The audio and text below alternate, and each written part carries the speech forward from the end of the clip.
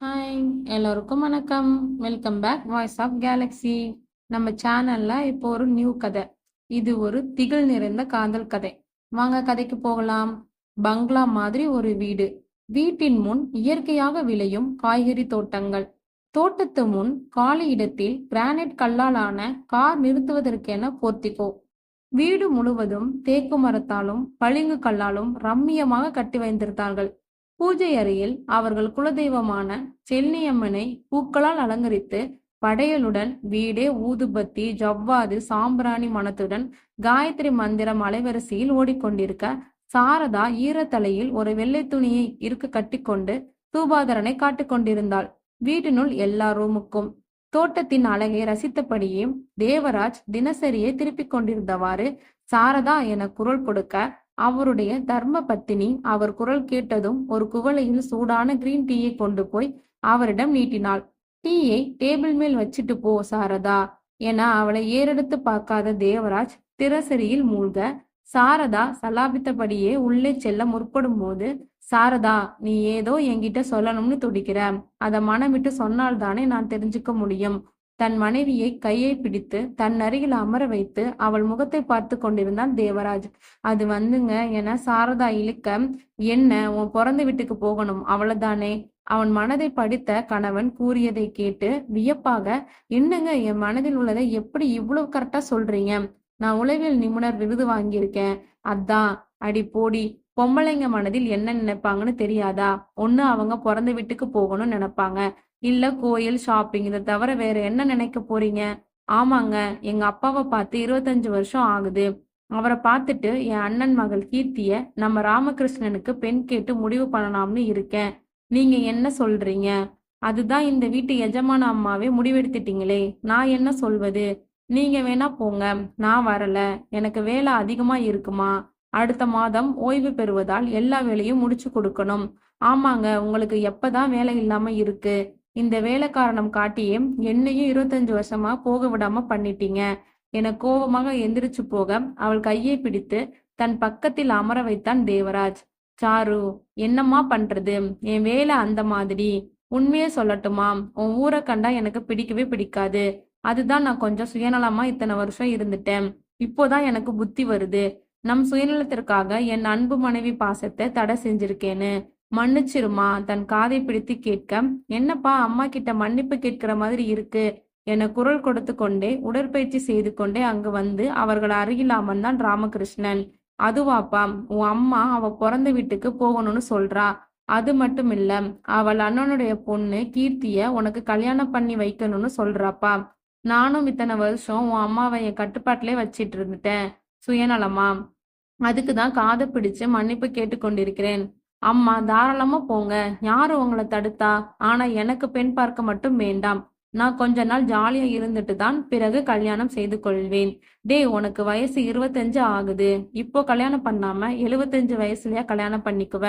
அம்மா, உன் அண்ணன் பொண்ணு பார்க்கவே சகிக்கல, அவளை போய் நான் எப்படி கல்யாணம் செய்து கொள்வது? வாக்கென கொமட்டுற மாதிரி நடித்தான். என்னடா அவளை பழிக்கிறியா? அவள் மாதிரி ஒரு அழகான அமைதியான பொண்ணு பார்த்திருக்கியாடா? என்னம்மா உன் அண்ணன் பொண்ணு வீடியோவுல பேசுறதுக்காக மூஞ்சி நிறைய மேக்கப் போட்டுக்கிட்டு அமையாதான பொண்ணா நடிக்குது.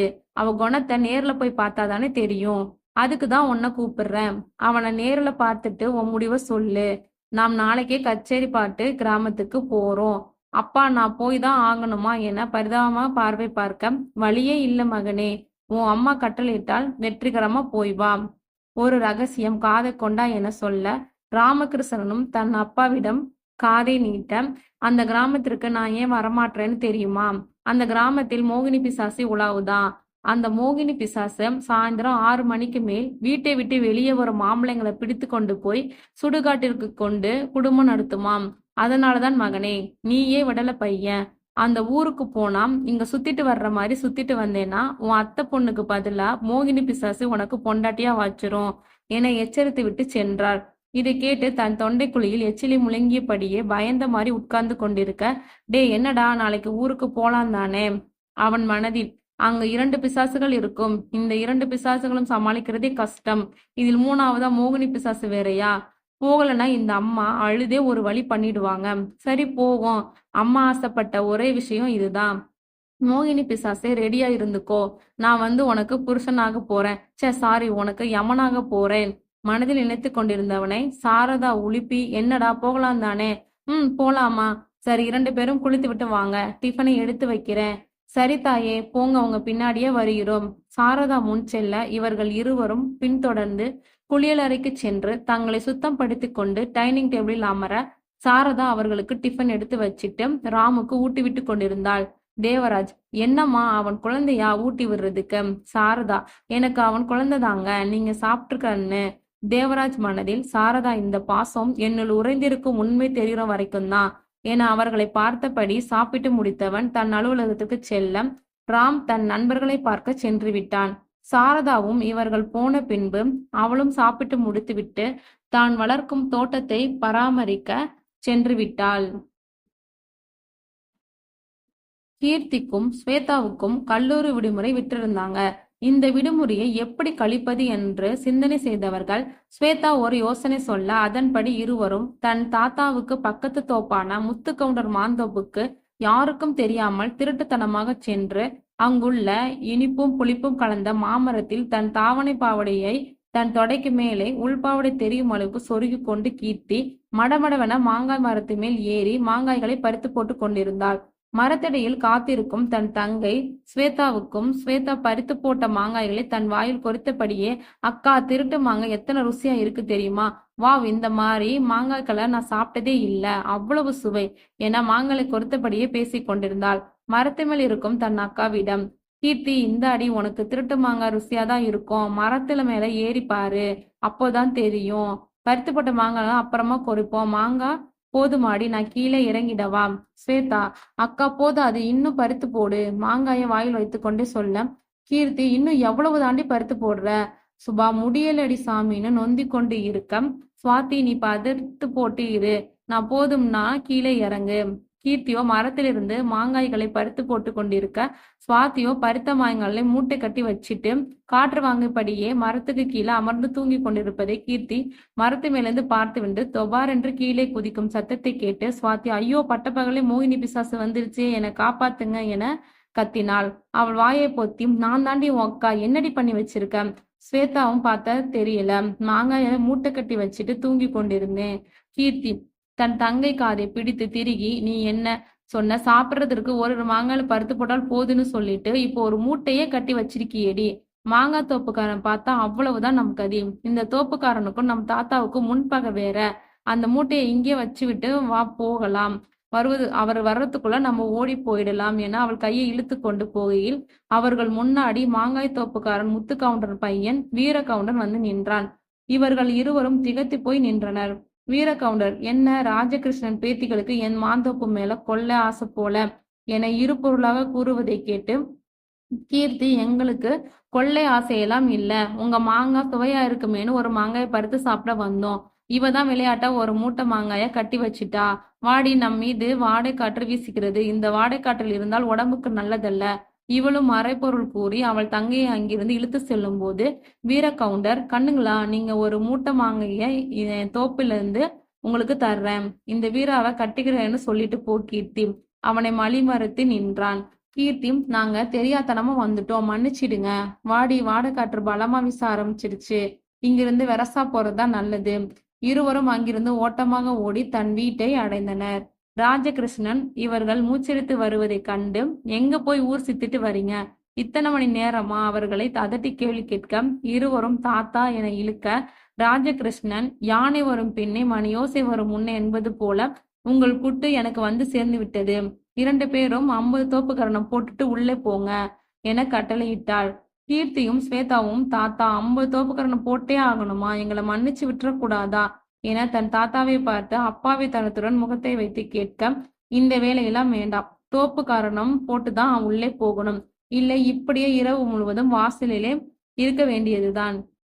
தாத்தா, நாங்க இரவு வரைக்கும் வாசலிலே இருக்கிறோம், ஆனால் இரவு முழுவதும் நீங்க எங்க கூட இருங்க, மோகினி பிசாசிடம் உங்களை மாட்டி விட்டு நாங்க நிம்மதியா இருப்போம் என இருவரும் தன் தையை தட்டி கொள்ள, அடி கழுதைங்களா, இந்த தாத்தா எப்ப ஒளிவாங்கன்னு பாக்குறீங்களா என அவர்களை கம்பெடுத்து துரத்தி கொண்டிருந்தார். இவர்களும் உள்ளே ஓடி தன் அம்மாவின் பின் ஒளிந்து கொள்ள, செல்லகிருஷ்ணன் வீட்டுக்குள் நுழைந்ததும், இன்னும் நீங்க சின்ன பிள்ளைங்களா, இப்படி விளையாடி கொண்டிருக்கீங்க, கல்யாண வயது வந்து விட்டது, அடக்க ஒடுக்கமா இருங்க, போய் உள்ளே வேலை இருந்தா பாருங்க என அதட்ட, அவர்கள் முகத்தை சுருக்கி கொண்டு தன் ரூமிற்கு சென்று விட்டனர். கற்பகம், ஏங்க வந்து வர்றதுமா பிள்ளைங்களை விரட்டுறீங்க? செல்லகிருஷ்ணன், அந்த வீர கவுண்டர் நம்ம பிள்ளைங்கள்ட்ட கல்யாணம் பண்ணிக்கிறியான்னு வழிமறித்து கேட்டிருக்கான். எல்லாம் இவங்க மாந்தோப்புக்கு போனதாலதான். அவங்க இஷ்டத்துக்கு விட்டால் பின்னாடி என்ன பிரச்சனை இழுத்து கொண்டு வருவாங்களோ தெரியல. கற்பகம், என்னங்க காலையிலேயே உங்க தங்கச்சி போன் பண்ணாங்க? செல்லகிருஷ்ணன், ஆமா, தினமும் தானே அவ போன் பண்றா சலிப்பா சொல்ல. கற்பகம், தினமும் தான் பண்றாங்க, இன்னைக்கு ஒரு நல்ல விஷயத்துக்காக போன் பண்ணாங்க. ராஜகிருஷ்ணன், அப்படி என்னம்மா நல்ல விஷயம்? ஆர்வமாக முகமலர்ச்சியுடன் கேட்க, கற்பகம், அவங்க நாளைக்கு ஊருக்கு வராங்களாம், நம் கீர்த்திய ராமகிருஷ்ணனுக்கு பெண் கேட்க. வந்தால் ஒரேடியா கல்யாணம் முடிச்சிட்டு கையோட நம்ம கீர்த்தியை கூட்டிட்டு போயிடுவாங்களாம். ஆமாம். ராஜகிருஷ்ணன் கண்களிலிருந்து ஆனந்த கண்ணீர் வழிந்தோடியது. தன் மகளும் பேரனும் வரும் செய்தியை கேட்டு கண்ணீரை துடைத்தபடியே அவளை பார்த்து, எத்தனை வருஷம் ஆகிறது, என் பேரனை பெத்து எடுத்து கொண்டு போனவதாம், இப்போதான் அவங்களுக்கு இங்க வரணும் தோன்றி இருக்கு சொல்லிக்கொண்டேன். அம்மா மருமகளை, நான் போய் காசிராஜன் கசாப்புக்காரனிடம் சொல்லிவிட்டு வருகிறேன், நல்ல குறும்பாடா தேர்வு செய்து தலைக்கறி குடல் கறி எல்லாம் வெட்டி பிரித்து தரட்டும், அப்புறம் நம்மிடம் இருக்கும் நல்ல வெடக்கொழியா சேர்த்துக்கலாம் என தலைக்கால் புரியாம அங்கிட்டும் இங்கிட்டும் அலைந்து கொண்டிருந்தார்.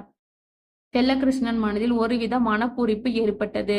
25 வருடங்கள் கழித்து தன் தங்கை வருவதால் தன் மகளை தன் மகனுக்கு கொடுக்க வேண்டும் என்று நினைத்து கொண்டிருந்தவருக்கு அவர் ஆசையை நிறைவேற்ற தங்கை வருவதை நினைத்து மனம் பூரித்து போகாதா என்ன?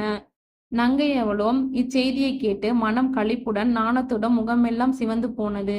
சுவாதி தன் அக்கா முகபாவனை கண்டு, அக்கா இப்பவே கல்யாணங்களை கட்டுதே என அவளை சீண்ட, கீர்த்தி போடி நங்கையோட நாணப்பட்டு போனாள். ராமகிருஷ்ணனும் சாரதாவும் மகிழுந்துவில் பயணித்துக் கொண்டிருந்தனர் காச்சேரிப்பாட்டு கிராமத்திற்கு.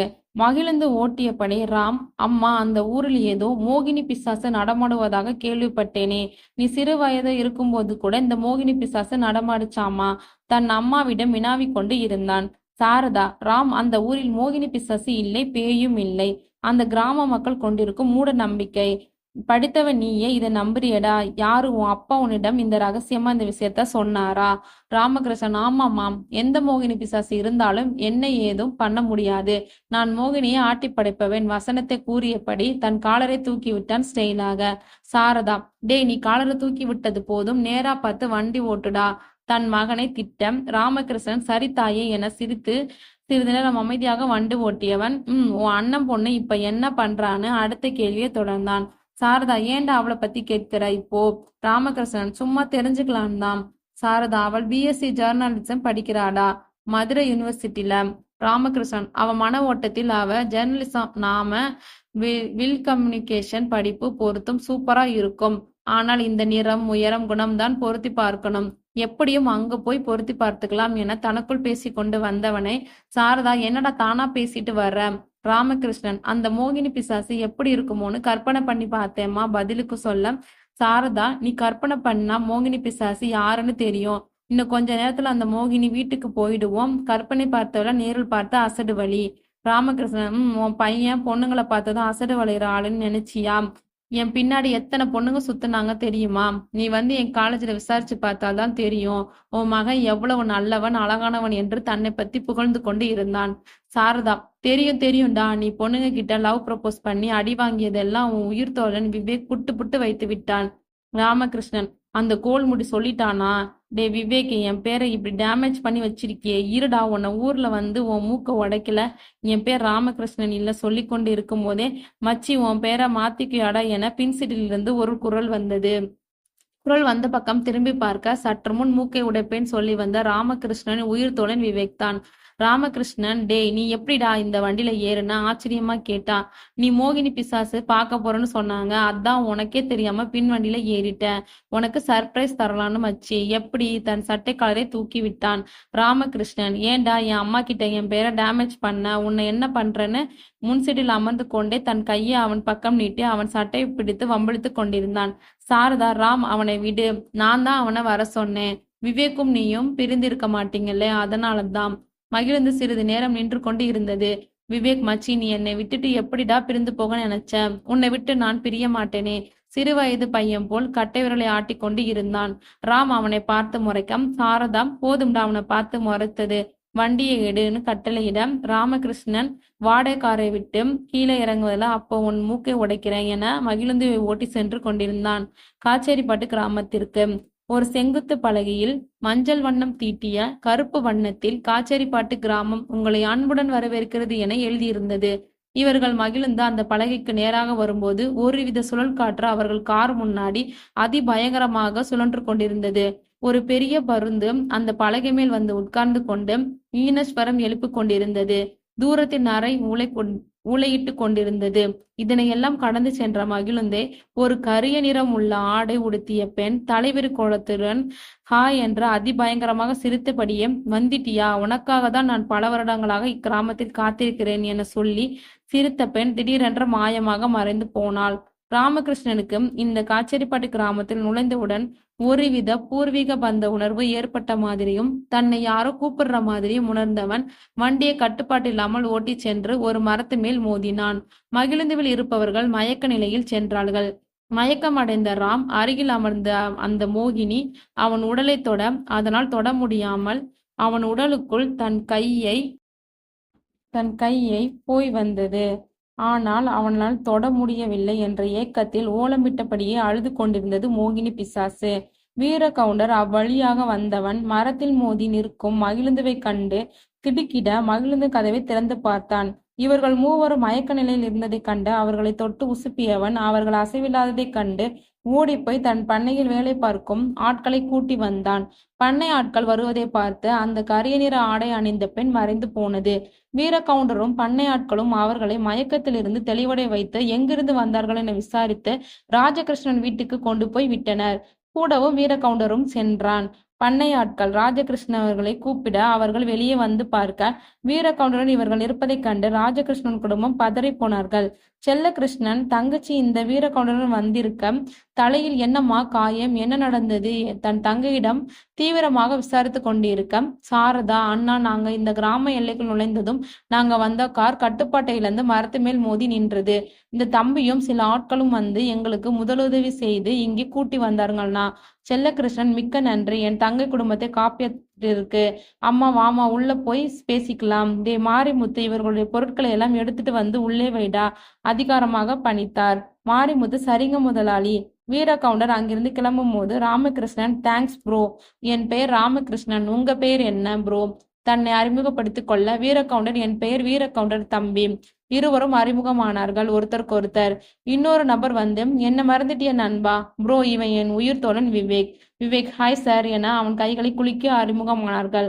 ராமகிருஷ்ணன், வாங்க ப்ரோ, உள்ள போகலாம் கனிவோடு அழைத்தான். வீரகவுண்டர், நீங்க போங்க தம்பி, நான் இன்னொரு நாள் வருகிறேன், எனக்கு அவசர வேலை இருக்கு, அப்ப நான் கிளம்புறேன். ராமகிருஷ்ணன், ப்ரோ, நான் இங்கதான் இருப்பேன், உங்களை வந்து பாக்குறேன். வீரகவுண்டர், சரிங்க தம்பி. அவன் தன் பண்ணைக்கு திரும்பினான். சாரதா, ராம், விவேக், உள்ளே வாங்க. ராமகிருஷ்ணன், இதோ வருகிறம்மா என இருவரும் வீட்டிற்குள்ளே போனதும் ராஜகிருஷ்ணனை கண்டதும் அவர் காலில் விழுந்து ஆசீர்வாதம் வாங்கினான். ராமகிருஷ்ணன் அவரோ தன் பேரனை தோளை பிடித்து மேலெழுப்பி அவன் நெற்றியில் அன்பு முகத்தை செலுத்தினார். பாசப்பறவைகள் ஒன்று கூடி நலம் விசாரித்து தன் 25 வருஷ பாச மழைகளை மொத்தமாக பொழிந்து கொண்டிருந்தன.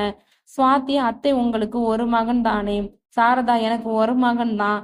இதோ இங்கு சிவப்பா 5.5 அடி உயரத்துல என் ஜாடையில இருப்பவன் என் மகன்.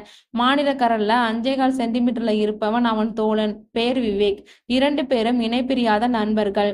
ஸ்வேதா, ஓ சரி, இணைப்பிரியாமலே இருக்கட்டும் என விவேக்கை தன் மைவிழி பார்வையால் பார்க்க அவளுடைய மைவிழி பார்வையைத்தான் அவன் என்னமோ செய்து கொண்டிருந்தது.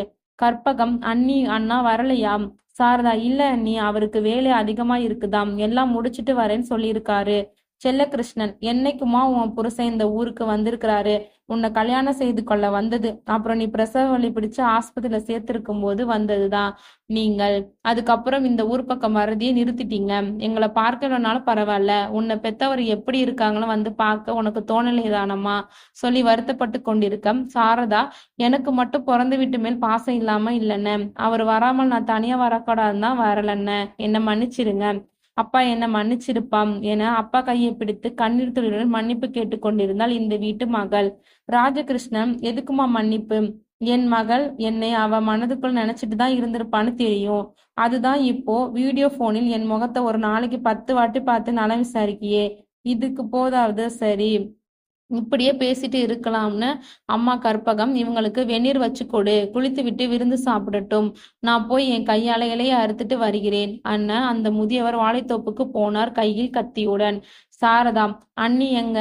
என் மருமகள் கீர்த்தியை காணோம். கற்பகம், நீங்களும் மாப்பிள்ளையும் வரணும் சொன்னதும் வெட்கப்பட்டு கொண்டு தன் ரூமை விட்டு வெளியவே வரல அண்ணி.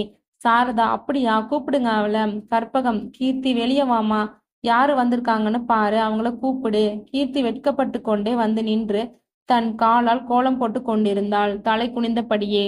ராமகிருஷ்ணன் இவள் வெட்கப்படுவதைக் கண்டு, அத்தை ரொம்ப பள்ளம் தோன்றாங்க, பூமுக்கடியில் இருப்பது மேல வந்துட போகுது என நக்கலாக கூறினான். அவனை நிமிர்ந்து பார்த்து முறைத்தாள் கீர்த்தி. ராமகிருஷ்ணன், அம்மாடி, இது மோகினி இல்ல, பத்திரகாளியா இருக்கும் போல சொல்லி அவனை பார்த்து, என்னையா பத்திரகாளின்னு சொல்ற? அவனை துரத்தி கொண்டு அவனை அடிக்க போனாள் கீர்த்தி. என்ன அத்தை, உங்க வீட்டுக்கு விருந்துக்கு வந்தா இப்படிதான் ஆளை வச்சா அடிக்க வருவீங்களாம்? மூச்சிறைக்க சொன்னான். இவர்கள் விளையாட்டை கண்டு அக்குடும்பமே ரசித்து கொண்டிருந்தது. ராமும் கீர்த்தியும் ஒருவருக்கொருவர் ஓடிப்பிடித்து விளையாடி கொண்டு இருப்பதை பார்த்து அக்குடும்பமே குதூகலமாகி இருந்தது. ராஜகிருஷ்ணன் இலையை அறுத்து கொண்டு வந்தவர் தன் பேரன் பேத்தி விளையாடுவதைக் கண்டு மனமகிழ்ச்சி ஆகி போனார். சிறிது நேரம் சிறுசுகள் விளையாட்டை வேடிக்கை பார்த்து இருந்தனர். தன் தொண்டையை செருமிக் கொண்டு விளையாடியது போதும், வந்து சாப்பிடுங்க. தன் தாத்தாவின் குரல் கேட்டு 2 பேரும் மூச்சு வாங்கி கொண்டு நின்றனர். கற்பகம், ராம், மாப்பிள்ளை போய், உங்களுக்கும் உங்க தோழனுக்கும் ஒரு ரூம் ஒதுக்கப்பட்டு இருக்கு, பாத்ரூமில் வெந்நீர் போட்டு வைத்து இருக்கேன், குளித்து விட்டு வாங்க, சாப்பிடலாம். கீர்த்தி, நீ போய் சாப்பாட்டை எடுத்து வையுமா. சுவாதி, மாப்பிள்ளைக்கு ரூம் காட்டிவிட்டு அப்படியே உங்க அத்தைக்கு குளிக்க வெந்நீர் எடுத்து வைத்து விடு. 2 பெண் பிள்ளைகளுக்கும் வேலைகளை பிரித்து கொடுத்து செய்ய சொன்னாள் கற்பகம். சரி என்று தன் வேலையை பார்க்க போனார்கள் இருவரும். சிறிது நேரத்தில் குளித்துவிட்டு வந்தவர்களுக்கு தடபுடலான விருந்து நடைபெற்று கொண்டிருந்தது.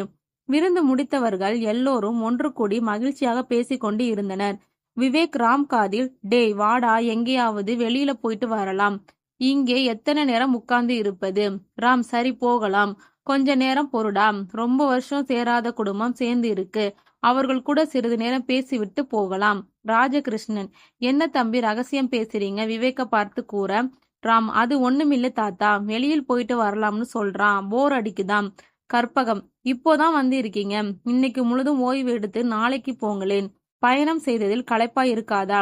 செல்லகிருஷ்ணன், இந்த ஊரை சுத்தி பார்க்கணும்னு ஆசைப்படுறாங்க, சுத்தி பாருங்க, ஆனா சாயங்காலம் 6 மணிக்குள் வீடு திரும்பிருங்க, அப்படி வருவதா இருந்தால் வெளியில போங்க, அதிரடியாக சொன்னார். விவேக், அங்கிள், நாங்க ஈவினிங்குள்ள வந்து விடுகிறோம். செல்லகிருஷ்ணன், கீர்த்தி, ஸ்வேதா மாப்பிள்ளையும் தம்பியையும் கூட்டிட்டு போய் நம்ம தோப்பு துறவுன்னு சுத்தி காட்டிட்டு 6 மணிக்குள் வந்துடுங்க. சரிங்கப்பா. அனைவரும் கிளம்பி சென்றனர். கச்சாரிப்பட்டி கிராமத்தை சுத்தி பார்க்க இயற்கை அழகு மிக்க கிராமமாக இருந்தது. அணைக்கட்டிலிருந்து தண்ணீர் கண்மாய் வழியாக பாயும் அழகு கண்கொள்ளா காட்சியாக இருந்தது. கண்ணுக்கு எட்டிய தூரம் வரை பச்சை வயல்வெளிகள் தென்றல் காற்றில் அழகாக அசைந்து கொண்டு இருந்ததை வியப்பாக அதிசயமாக பார்த்து கொண்டே சென்றார்கள் இரு பட்டணத்து வாசிகளும். ராம் விவேக்கும் அந்த ஓடும் நீரில் நாங்கள் குளிக்கலாமா கேட்க, வரும்போதுதான் குளித்துவிட்டு வந்தீங்க, அதெல்லாம் வேண்டாம், வேணும்னா அதன் மேல் நடந்து செல்லலாம் கீர்த்தி சொல்ல, சரி. நால்வரும் அந்த ஓடும் நீரோடையின் கழிங்கு மேல் நடந்து ஆனந்தமாக குதித்து கொண்டு இருந்தார்கள். ராமுவும் விவேக்கும் கீர்த்தி சுவாதி கூட தன் தாத்தா வயக்காடு தோப்பு தோட்டம் சுத்தி பார்த்துவிட்டு வீடு திரும்பி கொண்டிருந்தனர். மாலை.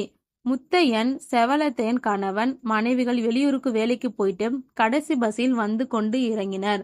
இந்த ஊருக்கு கடைசியா வர்ற பஸ் 5:15 மணிக்கு, அதுக்கப்புறம் மறுநாள் காலை 6 மணிக்கு தான் வரும். முத்தையன், வெரசா நடப்புள்ள, மணி 6 ஆகிறதுக்குள்ள வீடு போய் சேரணும், கருக்கள் வேற கட்டி கொண்டே வருது, மோகினி நடமாட ஆரம்பிச்சிருவா. தன் மனைவியை பார்த்து அவசரப்படுத்தி கொண்டே வேக நடை போட்டான். செவலத்தாய், நானும் வெரசா நடக்கதான் பாக்குறேன், என் விந்தி விந்தி நடக்கும் கால் சீக்கிரம் வந்தாதானே வெரசா வீடு போய் சேருவதற்கு. முத்தையன், உன் காலை கொண்டு நடந்தனா வீடு போய் சேர மாட்டோம், மோகினி பிசத்திரம் அடி வாங்கி மேலோகத்திற்கு தான் போய் சேருவோம் என சொல்லிவிட்டு தன் மனைவியை தன் 2 கரத்தால் தூக்கி கொண்டு வெரசா நடந்தான். இப்போ நடந்து செல்பவன் வீடு எங்கிருந்து ஒரு காத தூரம் உள்ளது, வேக நடை போட்டாதான் அவன் 6 மணிக்குள் வீடு போய் சேர முடியும். வெளியே வேலைக்கு சென்றவர்களும் வயக்காட்டிற்கு பண்ணையில் வேலை பார்த்தவர்களும் தன் வேலையை மூட்டை கட்டி வச்சுவிட்டு அவசர அவசரமாக தன் வீட்டுக்கு பறந்து கதவை அடைத்து கொண்டனர். இதையெல்லாம் வேடிக்கை பார்த்து கொண்டிருந்த ராமுவும் விவேக்கும் அவர்களை வினோதமாக பார்த்து கொண்டிருந்தார்கள். ராம் தன் அப்பா சொன்னது உண்மைதான் போல நினைத்து கொண்டு நிற்பவனை ஒரு கரம் தொட்டு அழைத்தது. ராம் சட்டுன்னு திரும்பி பார்க்க கீர்த்தியோடைய கரம்தான். என்ன உன் ஊருக்காரங்க இப்படி ஓடுறாங்க? கீர்த்தி, எல்லாம் மோகினி பிசாசுக்கு தான். வாங்க நாமளும் நடைய கட்டலாம். இல்லைன்னா மோகினி உங்களை 2 பேத்தையும் தூக்கிட்டு போயிடும். பார்க்க விடல பசங்களா இருக்கீங்க. ராம், அந்த மோகினி தூக்கிட்டு போனாலும் பரவாயில்ல, ஆனால் இந்த மோகினி தூக்கிட்டு போக பாக்குதுதான் ஒரு விழி பார்வையால் பார்த்து கொண்டு இருந்தான். கீர்த்தி, நான் உங்களுக்கு மோகினி மாதிரி தெரியறனா என அவனிடம் சண்டைக்கு எத்தளித்தாள். சுவாதி, 2 பேரும் சண்டையை நிறுத்துங்கள், வாங்க வீட்டுக்கு போகலாம், தாத்தா திட்டுவாரு. இவள் கூறுவதை கேட்டு 4வரும் தான் கொண்டு தன் மகிழுந்துவில் புறப்பட்டு வீடு போய் சேர்ந்தனர். விவேக் தன் நண்பனிடம், நண்பா, ஏன் இந்த ஊர்க்காரங்க கதவை அழைத்துக் கொள்கிறார்கள் சாயந்தரம் 6 மணிக்கே? ராம், இந்த கிராமத்தில் மோகினி பிசாசி நடமாடுதாம், அதுதான் கதவை சாத்திக்கிட்டு பயந்து நடுங்குகிறார்கள். விவேக், மச்சி, உண்மையாவே இங்கு மோகினி நடமாட்டம் இருக்கா? நான் உன் அத்தை பொண்ணதான் சொல்றேன்னு நினைச்சு உன் காரில் திருட்டுத்தனமா ஏறிட்டேனே. நிஜ மோகினி தெரிஞ்சிருந்தா நான் ஏறி இருக்கவே மாட்டேன். ராம், நீ என் அத்தை பொண்ணு தான் நினைச்சியா? சரிதான் மச்சி, நாம வெளியில போய் அந்த மோகினி பிசாச பார்த்துட்டு வந்துடலாமா? வாடா என அவன் கையை பிடித்து இழுக்க, விவேகோ, படுபாவி வஞ்சகா, பழி வாங்கிறியாடா? நான் காலையில சொன்ன வார்த்தைக்காக நான் நாளைக்கே ஊருக்கு போறேன்டான்னு செல்லமாக கோபித்து கொண்டான். இவர்கள் இருவரையும் பேசுவதை கேட்டு அக்குடும்பமே சிரித்து கொண்டிருந்தது. ராஜகிருஷ்ணன், தம்பி, நீங்க வெளியே போகாத இருந்தா சரி. வெளியே போனால்தான் மோகினி அடிக்கும், வீட்டுக்குள் இருந்தால் இல்லை. விவேக், தாத்தா வீட்டுக்குள் இருந்தா அந்த மோகினி வராதா? கற்பகம், வராது தம்பி, பயப்படாம இருங்க. கீர்த்தி ராமை வச்ச கண்ணு வாங்காம பார்த்து கொண்டிருந்தாள். இவனும் அவளைதான் பார்வையாய் அவள் மீது அழுத்தமாக பதித்திருந்தான். விவேக் அவன் காதறிகள் சென்று, உன் மோகினியை ரசித்தது போதும், வாடா தூங்க போகலாம். ராம், என்னது, சாயந்தரம் 6 மணிக்கே வா? விவேக், நாமெல்லாம் 6 மணிக்கு மேல்தான் வீட்டுக்கே வருவோம். இங்க என்னடானா 6 மணிக்கு கதவை சாத்திட்டு தூங்குறாங்க. வித்தியாசமான கிராமம் போல. ராம், தாத்தா, இந்த மோகினி பிசாசை நீங்க பாத்துருக்கீங்களா? இந்த மோகினியோட கதை உங்களுக்கு தெரியுமா தாத்தா? ராஜகிருஷ்ணன், இந்த மோகினி நாங்க பார்த்ததில்ல, ஆனால் 6 மணிக்கு மேல ஜல் ஜல்னு சத்தம் மட்டும் கேட்கும். எங்கிருந்தோ மல்லிப்பூ மனம் காற்றில் மிதந்து வரும்னு இந்த ஊர்க்காரங்க சொல்லியிருக்காங்கப்பா. ஒரு நாள் வெள்ளச்சாமி ஒருத்தன் 6 மணிக்கு மேல வேலை முடிச்சிட்டு வந்து கொண்டிருக்கும் போது இவன் எதிரே மோகினி பிசாசு வந்து இவனை அடித்து விட அவன் வாயில் மூக்கில் இரத்த கதி கக்கி இறந்து கிடந்தான். மறுநாள் காலையில் இவன் இறந்து கிடப்பதை பார்த்து மோகினி பிசாசு அடிச்சிருந்து அவன் இறந்து போனான். இந்த ஊர் மக்கள் நம்பினார்கள். அப்பையிலிருந்து யாரும் வீட்டை விட்டு வெளியே வருவதில்லை. ராம், இது நடந்து எத்தனை வருஷம் தாத்தா இருக்கும்? ராஜகிருஷ்ணன், இது நடந்த 25 வருஷம் ஆகிறது. கற்பகம், சரி, மோகினி கதையை விடுந்து பேசுங்க, இப்ப வந்து சாப்பிடுங்க. அவர்களும் சாப்பிட்டு முடித்து ஆளுக்கு ஒரு மூலையில் உட்கார்ந்து கொண்டு இலசுகள் தன் கையில் போனையும் பெருசுகள் எல்லாம் கதை பேசும் கொண்டிருந்தார்கள். மணி 8 ஆகியது. ராஜகிருஷ்ணன் எல்லோரையும் தூங்க சொல்லிவிட்டு தன் படுக்கையில் போய் படுத்து கண்ணசந்தார். சாரதாவுக்கும் ராம் விவேக்கும் தனி ரூம் ஒதுக்க கொடுத்து ரூமில் சென்று படுக்கையில் படுத்தான் விவேக். எல்லோரும் அவரவர் ரூமிற்கு அழைத்து கொள்ள ராமும் கீர்த்தியும் தனித்திருந்தன. கீர்த்தி அவன் அருகில் சென்று, நான் உனக்கு மோகினி பிசாசா என அவன் சட்டையை பிடித்தாள். ராம், என்னை ஆட்டி வைக்கும் காதல் மோகினி பிசாசடி நீ. அவளை விழுங்குமாறு பார்த்து கொண்டிருந்தான். கீர்த்தி, என்னவோ அத்தையிடம் என்னை பிடிக்காதுன்னு சொன்னியாமே, நான் அழகா இல்லை, என்னை பார்த்தா ஒமட்டுதுன்னு சொன்ன, இப்ப என்ன அசடு வழியிற? ராம், இதெல்லாம் எப்படி உனக்கு தெரியும்? கீர்த்தி, நீ தினமும் என்ன சாப்பிட்ற, என்ன பண்றன்னு கூட தெரியும். ராம், எப்படிடி?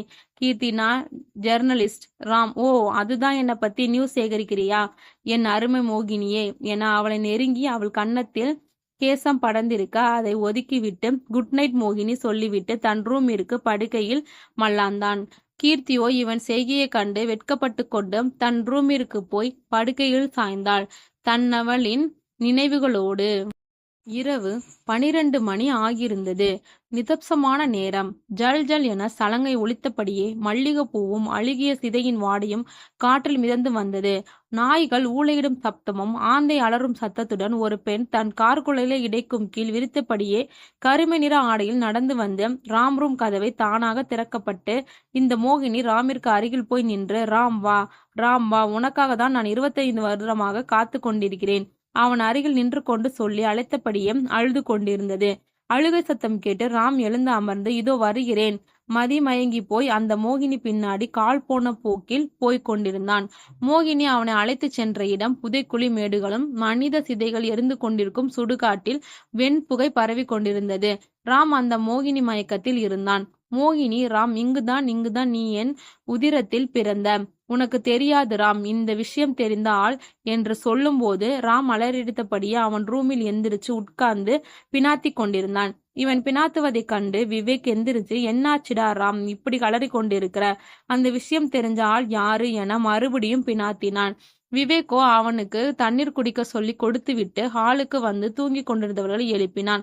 அவர்கள் லைட் சுவிட்சை போட்டு என்ன விஷயம் என்று கேட்க விவேக் நடந்த விஷயத்தை கூறினான். ராஜகிருஷ்ணன் பூஜை ரூமிலிருந்து விபூதியை கையில் எடுத்துக்கொண்டு அவன் நெற்றியில் பூசிவிட்டு அவனை கொஞ்ச நேரம் ஆறுதல் படுத்தி படுக்க வைத்துவிட்டு வந்தார் வெளியே. சாரதா, அப்பா, ராம் இப்ப எப்படி பயந்து நான் பார்த்ததே இல்ல. இதுதான் முதல் முறை.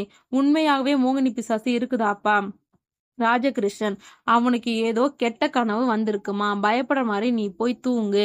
காலையில அவனுக்கு மந்திரிச்சு தாயத்து கட்டலாம். எல்லோரும் போய் படுங்க என குடும்பத்திற்கு கட்டளையிட்டு அவர் போய் தன் படுக்கையில் படுத்தார். விடிந்து போனது. பெண்கள் எல்லாம் நேரமா எந்திரிச்சு ஆளுக்கொரு வேலையை பார்த்து கொண்டிருந்தனர். செல்லகிருஷ்ணன் தன் தோட்டத்துக்கு சென்று பார்வையிட்டு வயக்காடுக்கு நீர் பாய்ச்சி விட்டு வந்து கொண்டிருந்தார் வீட்டிற்கு. பஞ்சாயத்து அலுவலகத்திற்கு போகும் முன் தோப்பையும் தோட்டத்தையும் வயலையும் கண்காணித்துவிட்டு நீர் பாய்ச்சுவது, உரம் போடுவது என வேலைகளை செய்துவிட்டுதான் வீட்டுக்கு வருவார். மீதம் இருக்கும் வேலைகளை கூலியாட்கள் பார்த்து கொள்வார். ராஜகிருஷ்ணன் வாசல் திண்ணையில் அமர்ந்து கொண்டு கோழிகளுக்கு இரைகளை தூவி கொண்டிருந்தார். கீர்த்தியும் ஸ்வேதாவும் வாசலில் புள்ளி வைத்து கோலம் போட்டு வண்ணம் தீட்டிக் கொண்டிருந்தனர். படுக்கையிலிருந்து எந்திரிச்சு கொட்டாவி விட்டபடியே வெளியே வந்தான் விவேக். சாரதா, விவேக், ராம் எந்திரிச்சிட்டானா? விவேக், அம்மா இன்னும் எந்திரிக்கல, தூங்கி கொண்டுதான் இருக்கான். சாரதா, சரிப்பா, நீ போய் பிரஷ் பண்ணிட்டு வா, காஃபி குடிக்க. விவேக், சரிங்கம்மா என வாசலுக்கு போய் நின்றவன் இரு மங்கைகள் கோலம் போடுவதைக் கண்டு விந்தையாக பார்த்து கொண்டிருந்தான். சுவாதி, என்ன சார், நாங்க கோலம் போடுவது இப்படி பாக்குறீங்க? உங்க வீட்டில் யாரும் கோலம் போட மாட்டாங்களா?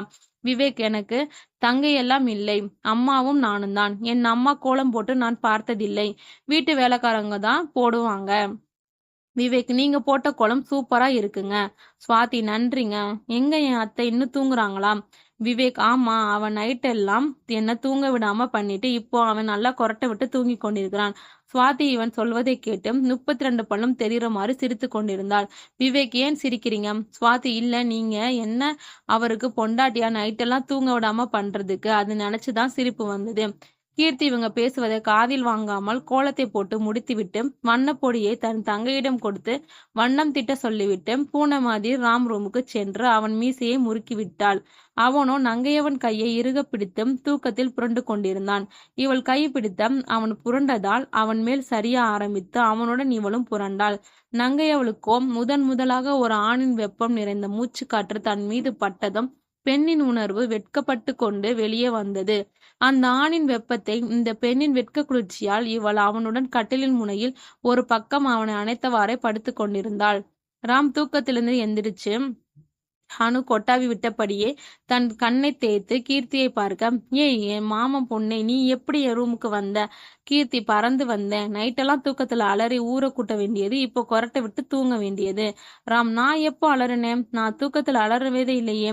கனவு கண்டியா? கீர்த்தி, அது நீங்க தான் கண்டு இருக்கணும். ராம், சரி, கனவு ஒரு பக்கம் இருக்கட்டும், இந்த மாமாவுக்கு எதுவும் இல்லையா?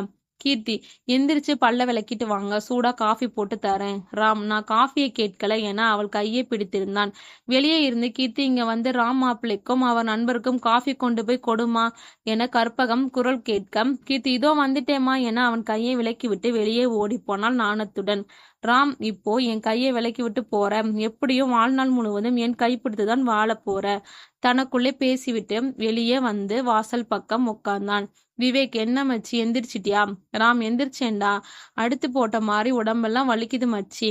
சாரதா, ராம் என்னாச்சுப்பா, நைட் எதுக்கு அப்படி அலர்ன? ராம், அம்மா, ஒரு பெண் வந்து என்ன சுடுகாட்டு பக்கம் கூட்டிட்டு போய் உன் இடம் இதுதான், அப்புறம் இந்த விஷயம் தெரிஞ்ச ஒரே ஆள் என்று சொல்ல வந்தது, அதுக்குள்ள கனவு கலைஞ்சிருச்சுமா. ராஜகிருஷ்ணன், ராசா, நீ மோகினி பிசாசு பற்றி நினைச்சிட்டே தூங்கியிருப்ப, அதுதான் அப்படி வந்திருக்கும். பக்கத்து கிராமத்துல ஒரு மந்திரவாதி இருக்காரு, அவர்கிட்ட போய் மந்திரிச்சா எல்லாம் சரியா போயிடும்யா. ராம், சரி தாத்தா, நான் ரெடியாகி வந்துடுறேன் என குளியலறைக்கு சென்றான். செல்லகிருஷ்ணன் வயக்காட்டிலிருந்து வீட்டிற்கு வந்தார். சாரதா, அண்ணா, கீர்த்தியை நான் ராமுக்கு பேசி முடிக்கத்தான் வந்தேன், உங்க 2 பேரும் பதில் என்னன்னு? செல்லகிருஷ்ணன், தங்கச்சி மாப்பிள்ளை ஊர்ல இருந்து வரட்டும், பொறவு பேசிக்கலாம். ராம், மாப்பிள்ளை எங்க, இப்போ நார்மலா தான் இருக்கிறாரா?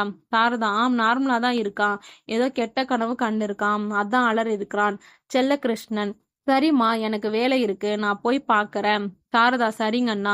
கற்பகம், அண்ணி, அவர் சொல்லியதே மனசில் வச்சுக்காதீங்க, அண்ணா ஊர்ல இருந்து வருவதற்கு எத்தனை நாள் ஆகும்? சாரதா, அவர் 1 மாதம் ஆகும்னு சொன்னார் அண்ணி.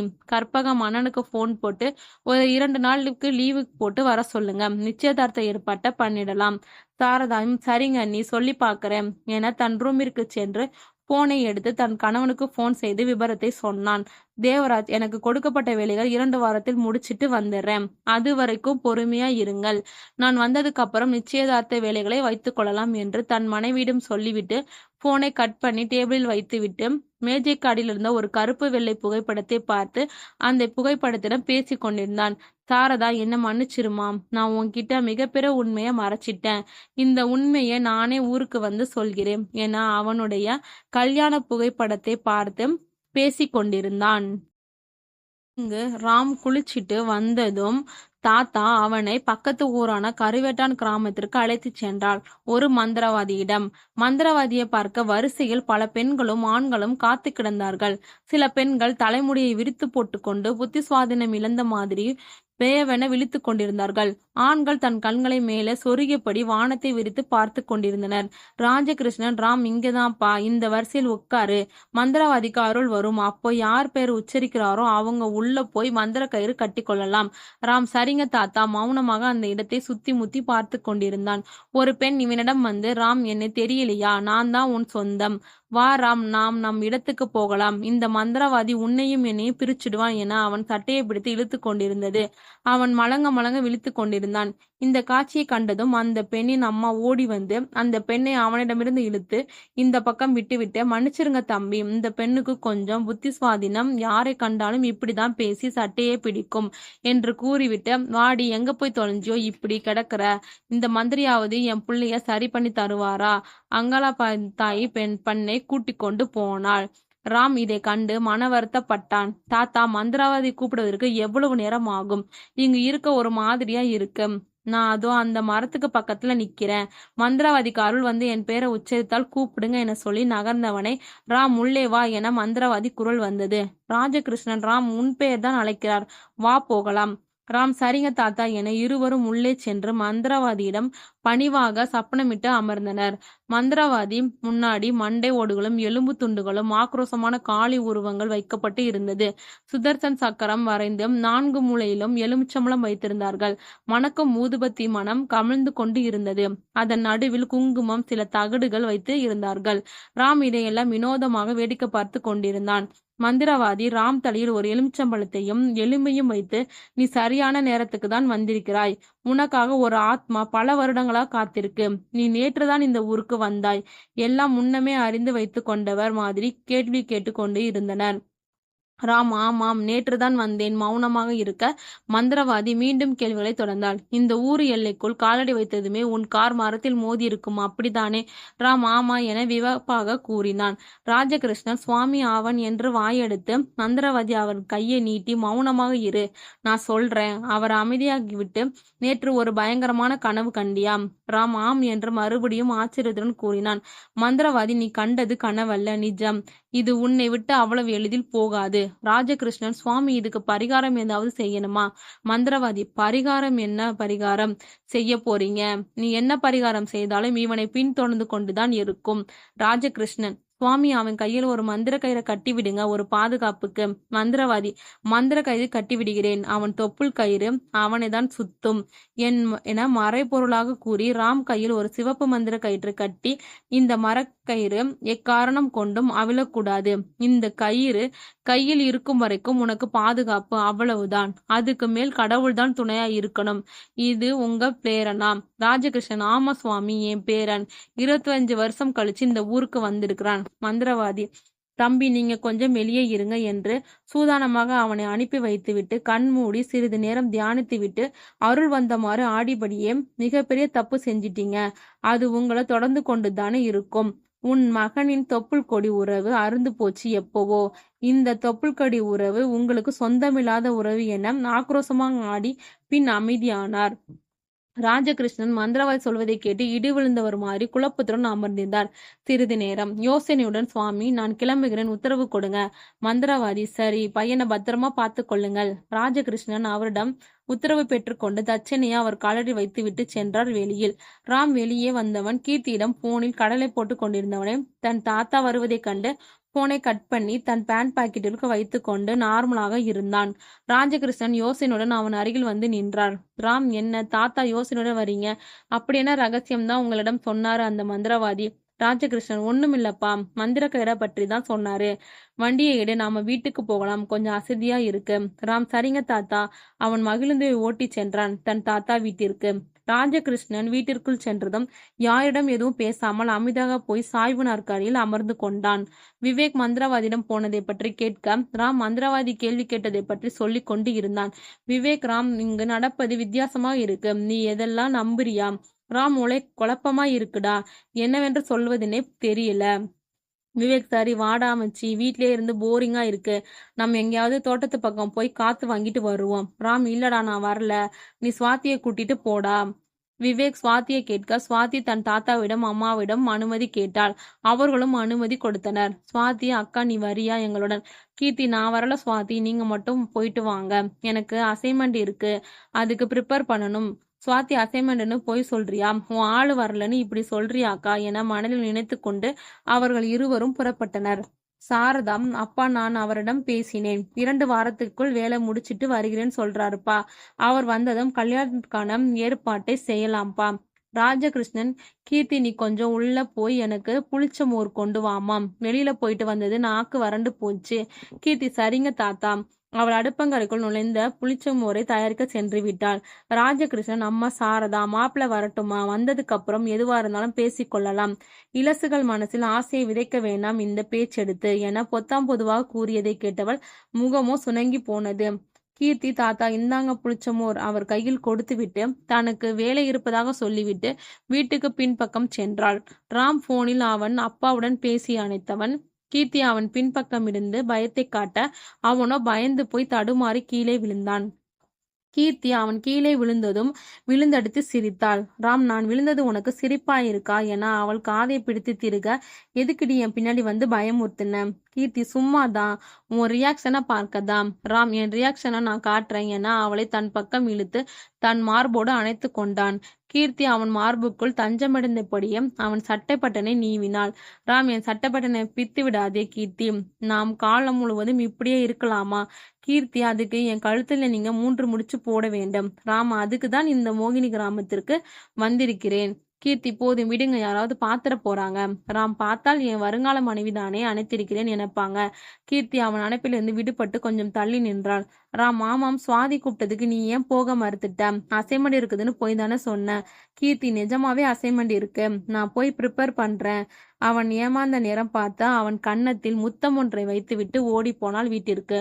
ராம் இவள் செய்கையை கண்டும் தனக்குள் சிரித்து கொண்டே வீட்டிற்குள் சென்றான். பக்கம் சுவாதி விவேக்கிற்கு வயக்காட்டை சுத்தி பார்த்து காட்டி கொண்டிருந்தாள். விவேக்: சுவாதி, இதெல்லாம் உங்க தாத்தாவோட வயக்காடா? சுவாதி: ஆமாம் சார், என் தாத்தாவோட வயக்காடு தான். என் தாத்தா அவர் சொந்த உழைப்பில் உருவாக்கியது. ஆதி காலத்தில் அவர் ஒண்ணுமில்லாதவரா இந்த ஊருக்கு வந்தாரு. இங்கு வந்து பண்ணை வேலையில் சேர்ந்து கூலி வேலை செய்து உழைத்து இந்த வயக்காட்டையும் தோப்பு தோட்டத்தையும் வாங்கி போட்டாரு. இதன் மூலமாவே என் அப்பாவையும் அத்தையும் படிக்க வச்சு கரை சேர்த்தாரு. விவேக்: உங்க தாத்தாவை பார்த்தால் தெரியுது, அவர் ஒரு சிறந்த உழைப்பாளிதான் என்று. சுவாதி: பார்த்து வாங்க, இதுக்கு அம்மாங்கற. இந்த கரை மேல் பார்த்துதான் நடக்கணும். கால் தவறினால் சேற்றுக்குள் தான் விழ வேண்டும். நீங்களோ இதில் நடந்து பழக்கம் இல்லாதவரு. விவேக்கும் சரிங்க, நீங்க பார்த்து போங்க, கீழே விழுந்துற போறீங்க. சுவாதி, நாங்கெல்லாம் சிறு வயதிலிருந்து நடந்து பழகியவங்க, நாங்களாம் விழமாட்டோம் என சொல்லி வாயை கூட விடவில்லை. அவள் கால் இடமாறி தடுமாறி கீழே விழுந்தாள். விவேக் தன் ஒரு கை அவள் இட்டையும் இன்னொரு கை அவள் கையையும் தாங்கி பிடிக்க சுவாதி அவன் மீது தன் மைவிழி பார்வையை வீச விவேக் தன்னுடைய காந்த பார்வையை அவளிடம் செலுத்த சிறிது நேரம் மைவிழி பார்வையும் காந்த பார்வையும் ஒன்றுக்கொன்று ஈர்த்தபடியே காதல் போராட்டம் தான் நடந்து கொண்டிருந்தது விழிகளுக்குள். இந்த போராட்டத்தை நிறுத்த பகைவனாக ஒரு வெண்கொக்கு எங்கிருந்தோ பறந்து வந்து கீச்சிட இவர்களுடைய விழி போராட்டம் ஒரு முடிவுக்கு வந்தது. விவேக் சட்டென்று கையெடுத்து விட்டு, ஓ சாரிங்க, நீங்க விழ போனதுனால தாங்கி பிடிக்கிற மாதிரி ஆகிடுச்சு. ஸ்வேதா, இட்ஸ் ஓகே சார், நீங்க என்ன பண்றீங்க? விவேக், சார் எல்லாம் வேண்டாம், விவேக்னு கூப்பிடுங்க, அது போதும். நான் விஷுவல் கம்யூனிகேஷன் முடிச்சிட்டு சினிமாவில் கேமராமேன் ஆவதற்கு நானும் ராமும் முயற்சி பண்ணி கொண்டிருக்கிறோம். நீங்க என்ன படிக்கிறீங்க? ஸ்வேதா, நான் BSc computer science, Madurai university. Vivek, நல்ல கோர்ஸுங்க, அடுத்தது எங்க போகலாம்? சுவாதி, தென்னந்தோப்பு மாந்தோப்புக்கு தான். இருவரும் வயக்காடு நடந்து பேசியபடியே தென்னந்தோப்பிற்கு சென்றனர். தென்னந்தோப்பிற்கு செல்லும் போது வீரகவுண்டர் அவன் எதிரே மோட்டார் பைக்கில் வைத்து கொண்டிருந்தான். விவேக் வீரகவுண்டரை கண்டதும், ஹாய் ப்ரோ, எப்படி இருக்கீங்க? வீரகவுண்டர், நல்லா இருக்கேன் தம்பி. என்ன இந்த பக்கம் வயக்காட்டையும் தோட்டத்தையும் சுத்தி பார்க்க வந்தீங்களா? நீங்க மட்டும்தான் வந்திருக்கீங்களா? உங்க தோழனை காணோம் கேட்டுக்கொண்டிருந்தார். விவேக், வீட்டில் போர் அடிச்சிச்சு, அதுதான் இயற்கை காத்து வாங்கியபடியே வயக்காடும் தோப்பும் தோட்டம்னு சுத்தி பார்க்கலாம்னு வந்தேன். ராம் வரலன்னு சொல்லிட்டான் ப்ரோ, அதுதான் சுவாத்திய துணைக்கு அழைத்து வந்தேன். வீரகவுண்டர், அப்படியா தம்பி, வாங்களே என் தோப்புக்கு சென்று சுத்தி பார்க்கலாம் என்று விவேக்கை கூப்பிட சுவாதியும் அவள் கண்ணசிவில் வாங்க வீட்டுக்கு போகலாம் என அழைத்து கொண்டு இருந்தாள். விவேக், ஏன் சுவாதி ப்ரோ எவ்வளவு பாசத்தோட கூப்பிடுறாரு, வா போய் பார்த்துட்டு வந்துடலாம். சுவாதி, நீங்க வேணா போங்க, நான் வரல, நான் வீட்டுக்கு கிளம்புறேன். தன் முகத்தை தூக்கி வைத்து கொண்டு கோபமாக அந்த இடத்தை விட்டு நகர்ந்தாள். விவேக் அவள் பின்னாடியே சென்று, ஏன் வரமாட்டேங்கிறேன், அவங்களுக்கும் உங்களுக்கும் முன் பகையா? சுவாதி, ஆம், என் தாத்தா ஆதி காலத்தில் அவங்க தாத்தாவின் பண்ணையில் தான் வேலை பார்த்தாங்க. என் தாத்தா உழைத்து முன்னுக்கு வந்தது அவங்களுக்கு பிடிக்கல. என் அப்பா அவங்கள எதிர்த்து பஞ்சாயத்து தேர்தல் ஜெயிச்சிட்டாருன்னு எங்க மேல பகையா இருக்காங்க. எதுலையாவது எங்களை மாட்டி விட்டு எங்க அப்பா தோற்கடிக்கணும்னு நினைக்கிறாங்க. விவேக், இதெல்லாம் எனக்கு தெரியாதுல்ல, சாரிங்க, நாம வீட்டுக்கு போகலாம் வாங்க. சுவாதி, இல்ல இல்ல, போயிட்டு வாங்க, அவர் தானே உங்க உயிரை காப்பாத்தியது. விவேக், ஆமா, சரி, நான் போய் வருகிறேன், நீங்க பார்த்து வீட்டுக்கு போங்க. அவளை பார்த்து புன்னகைத்தபடியே சொல்லினான். சுவாதியும் சரிங்க, அவள் கிளம்பி சென்றாள் தன் வீட்டிற்கு. விவேக் வீரகவுண்டர் வண்டியில் ஏறி சென்று அவன் தோப்பை சுத்தி பார்த்து கொண்டிருந்தான். வீரகவுண்டர் அவன் தோப்பில் இருக்கும் இளநீர்களை வெட்டி கொடுத்து குடிக்க கொடுத்தான். தன் தோட்டத்தில் விழுந்த செவ்வாழை பழங்களை அவனுக்கு சாப்பிட கொடுத்தான். விவேக், போதும் ப்ரோ, இதுக்கு மேல என் வயிற்றுல இடம் இல்ல, இதுவே ஃபுல் லோட் ஆகிடுச்சு. வயிற்றை தடவி கொண்டே சொல்லிக் கொண்டு இருந்தான். வீரகவுண்டர், தம்பி, இந்த ஊருக்கு எதுக்கு வந்திருக்கீங்க? விவேக், அதுவா ப்ரோ, என் நண்பன் அத்தை பொண்ண அவனுக்கு கல்யாணம் பண்ணி கூட்டிட்டு போகலான்னு வந்தோம். வீரகவுண்டர், அப்படியா ப்ரோ, நல்லது. அவன் மனதிற்குள், என் கீர்த்தியை தட்டி போகத்தான் இங்கு வந்திருக்கீங்களா? விட மாட்டேன், கீர்த்தி எனக்கு தான். அவளை என் மனதிற்குள் பல வருஷமா சுமந்து கொண்டிருக்கிறேன். இப்போ வந்தவனுக்கு நான் விட்டு கொடுத்துருவேனா? தன் மனதத்தில் வஞ்சகத்தை வைத்துக்கொண்டு வெளியில் புன்முறுவலுடன் விவேக்குடன் பேசி கொண்டிருந்தான். விவேக், சரி ப்ரோ, நான் கிளம்புறேன், டைம் ஆயிடுச்சு. வீரகவுண்டர், நேரம் கிடைக்கும் போது வாங்க, உங்க நண்பரையும் கூட்டிட்டு வாங்க. விவேக், சரி ப்ரோ, அங்கிருந்து கிளம்பி சென்றான். இப்படியே மதியம் வரை போனது. மதியம் தன் வேலையை முடித்துவிட்டு செல்லகிருஷ்ணன் வீட்டுக்கு வந்தார். அப்பா, ராமை மந்திரவாதியிடம் கூட்டிட்டு போனீங்களே, கேட்டுக்கொண்டு இருக்க ராஜகிருஷ்ணன் கூட்டிட்டு போனேன்ப்பா, மந்திர கயிறு கட்டி விட்டுருக்காங்க. மன இறுக்கத்துடன் சொல்லி கொண்டு இருந்த தன் மகனிடம் செல்லகிருஷ்ணன், அப்பா, ராமுக்கும் கீர்த்திக்கும் இந்த வாரத்தில் நிச்சயம் பண்ணிடலாம். மாப்பிள்ளை ஊர்ல இருந்து வந்ததும் கல்யாணத்தை வைத்துக்கலாம் என்று சொல்றேங்கப்பா. ராஜகிருஷ்ணன் அமைதியாவே இருந்தான். செல்லகிருஷ்ணன், அப்பா, ஏன் அமைதியாவே இருக்கீங்க? உங்களுக்கு இந்த கல்யாணத்துல விருப்பம் இல்லையாப்பா? சொல்லுங்கப்பா, உங்களுக்கு விருப்பம் இருந்தால் மட்டுமே கீர்த்தி கல்யாணம் நடக்கும்பா. ராஜகிருஷ்ணன், மாப்பிள்ளை வரட்டும், அப்புறம் எல்லாம் முடிவு பண்ணிக்கலாம். அவர் 2 வாரத்தில் வந்துருவாருன்னு சொல்லியிருக்காரு, அது வரைக்கும் பொறுக்க முடியாதா என கடுத்த முகத்துடன் பேசினார். செல்லகிருஷ்ணன் அமைதியாகி போய் நாற்காலியில் அமர்ந்து தன் மனைவியை அழைத்தார். கற்பகம், என்னங்க வந்துட்டீங்களா? கை கழுவிட்டு வாங்க, சாப்பிடுவீங்க. செல்லகிருஷ்ணன், கீர்த்தி சுவாதி எங்கே போனாங்க? கற்பகம், சுவாதி வெளியே போயிருக்கா, கீர்த்தி உள்ள படிச்சுட்டு இருக்காங்க. செல்லகிருஷ்ணன், சாரதாவும் ராமும் என்ன பண்றாங்க? கற்பகம், அவங்க உள்ளேதான் இருக்கிறாங்க. செல்லகிருஷ்ணன், அவங்களையும் கூப்பிடு, எல்லாம் சேர்ந்து சாப்பிடலாம். கற்பகம், சரிங்க அண்ணி, மாப்பிள்ளை, கீர்த்தி வாங்க சாப்பிடலாம். அப்பா, நீங்களும் வாங்க சாப்பிடலாம். எல்லாரும் வந்து அமர கூட்டமாக உட்கார்ந்து சாப்பிட ஆரம்பித்தனர். சுவாதி முன்வர விவேக் இவளை பின்தொடர்ந்து வந்தான். இவர்களும் சேர்ந்து சாப்பிடுவதற்கு அமர்ந்தனர். ராஜகிருஷ்ணன் மந்திரவாதி சொன்னதை ஆழமாக மனதில் பதிய வைத்தவர் ராமுவே வச்சக்கண்ணு வாங்காம பார்த்து கொண்டிருந்தான். சாரதா, என்னப்பா ராமுவே பார்த்து கொண்டிருக்கிறீங்க? ராஜகிருஷ்ணன், ஒண்ணுமில்லம்மா, ராமு யார் ஜாடன்னு பாக்குறேன். சாரதா, அப்பா அவன் அப்படியே என்ன போலதான்ப்பா. ராஜகாரன உன் ஜாடை மாதிரி தெரியலையம்மா. மறுமொழி கூற கற்பகம், மாமா ராம் மாப்பிள்ள அண்ணா ஜாட. ராம், தாத்தா நான் யாரு ஜாடையும் இல்ல என்று சொன்னவனை பார்த்து, அப்போ நீங்க யாரு மாதிரி பதிலுக்கு கேட்டு வைத்தாள். ராம், நான் அப்படியே என் தாத்தா மாதிரி உறுத்தி வைத்திருக்கிறேன். இந்த ஊருக்குள் இருக்கிறவங்க சொல்றாங்க.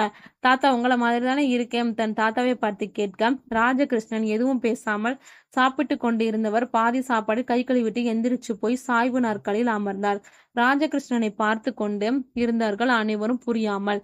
செல்லகிருஷ்ணன் தன் அப்பா நடவடிக்கை புதுசா இருக்குதுன்னு ஆராய தொடங்கி தன் அப்பாவிடம் போய், அப்பா உடம்புக்கு ஏதாவது முடியலையாப்பா, வாங்க மருத்துவரிடம் போயிட்டு வரலாம் அக்கருடன் அழைக்க ராஜகிருஷ்ணன், நான் நல்லா தான் இருக்கேன்ப்பா, எனக்கு என்னப்பா வந்து விட்டது, இந்த வீட்டில் தான் என்ன நடக்குது என்று புரியாமல் குழப்பமாக உள்ளது, நீ போய் உன் வேலையை பாருப்பான்னு புலம்பிக் கொண்டு இருந்தார்.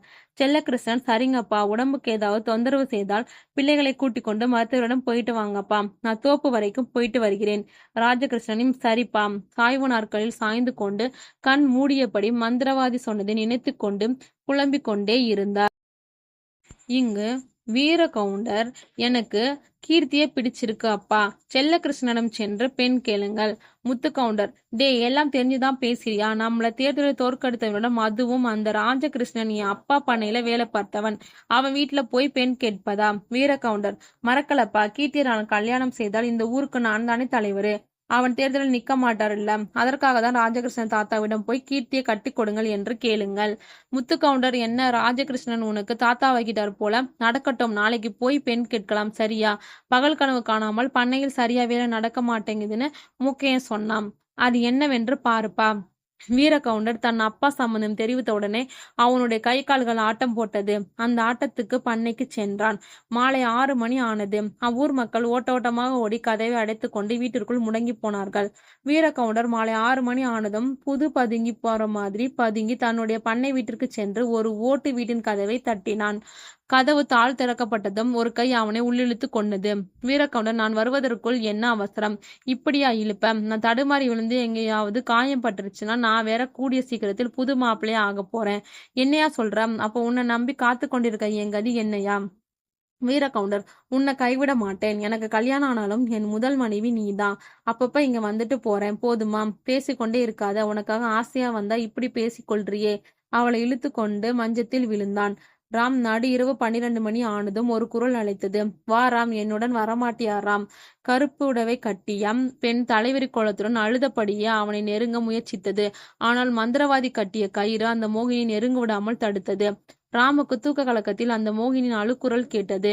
இந்த அழுக்குரலை கண்டவன் எந்திரிச்சு உட்கார்ந்து வேவன முழித்து கொண்டிருந்தான். மோகினி அவனை விடாமல் வாராம் வாமராம் என்று அழைத்து கொண்டு இருந்தது. மந்திரிச்சு விட்ட கோழி மாதிரி அந்த மோகினி பின்னாடி போய்க் கொண்டிருந்தான். தான் எங்கு போகிறோம்னு அவனுக்கு தெரியவில்லை. கால் போன போக்கில் அவன் போய்க் கொண்டிருந்தான் அந்த மோகினி பின்னாடி. மோகினி அவன் சிதைகள் எரித்து கொண்டிருக்கும் சுடுகாட்டிற்கு அழைத்து சென்றது. சுடுகாட்டில் பல மோகினி பிசாசுகள் அகோர சிரிப்பு ஒளியுடன் தலைவிரி கோலத்துடன் ஆடிக்கொண்டிருந்தது. நரிகளும் நாய்களும் மூளையிடும் சப்தமும் கோட்டான் கத்திர ஈஸ்வரனும் வெண்புகைகளும் பரவிய காற்றில் கேட்டுக்கொண்டு இருந்தது. ராமை அழைத்து வந்த மோகினி பிசாசு சலங்கை சிதறவிட்ட ஓசையின் சிரிப்பொலி எழுப்பியது. என் உயிர் என்னிடம் வந்து சேர்ந்து விட்டது. இனி என்னிடமிருந்து அவனை பிரிக்க முடியாது. அவன் ஆன்மா பிரிய போகுது. என் ஆத்மாவுக்கு சாந்தி கிடைக்கப் போகுது. மீண்டும் சலங்கை ஒளி சத்தத்தை சிதறவிட்டபடியே அவன் அணைப்பிற்குள் தான் இரு கரங்களையும் நீட்டிக்கொண்டே அவனை அணைக்க சென்றது.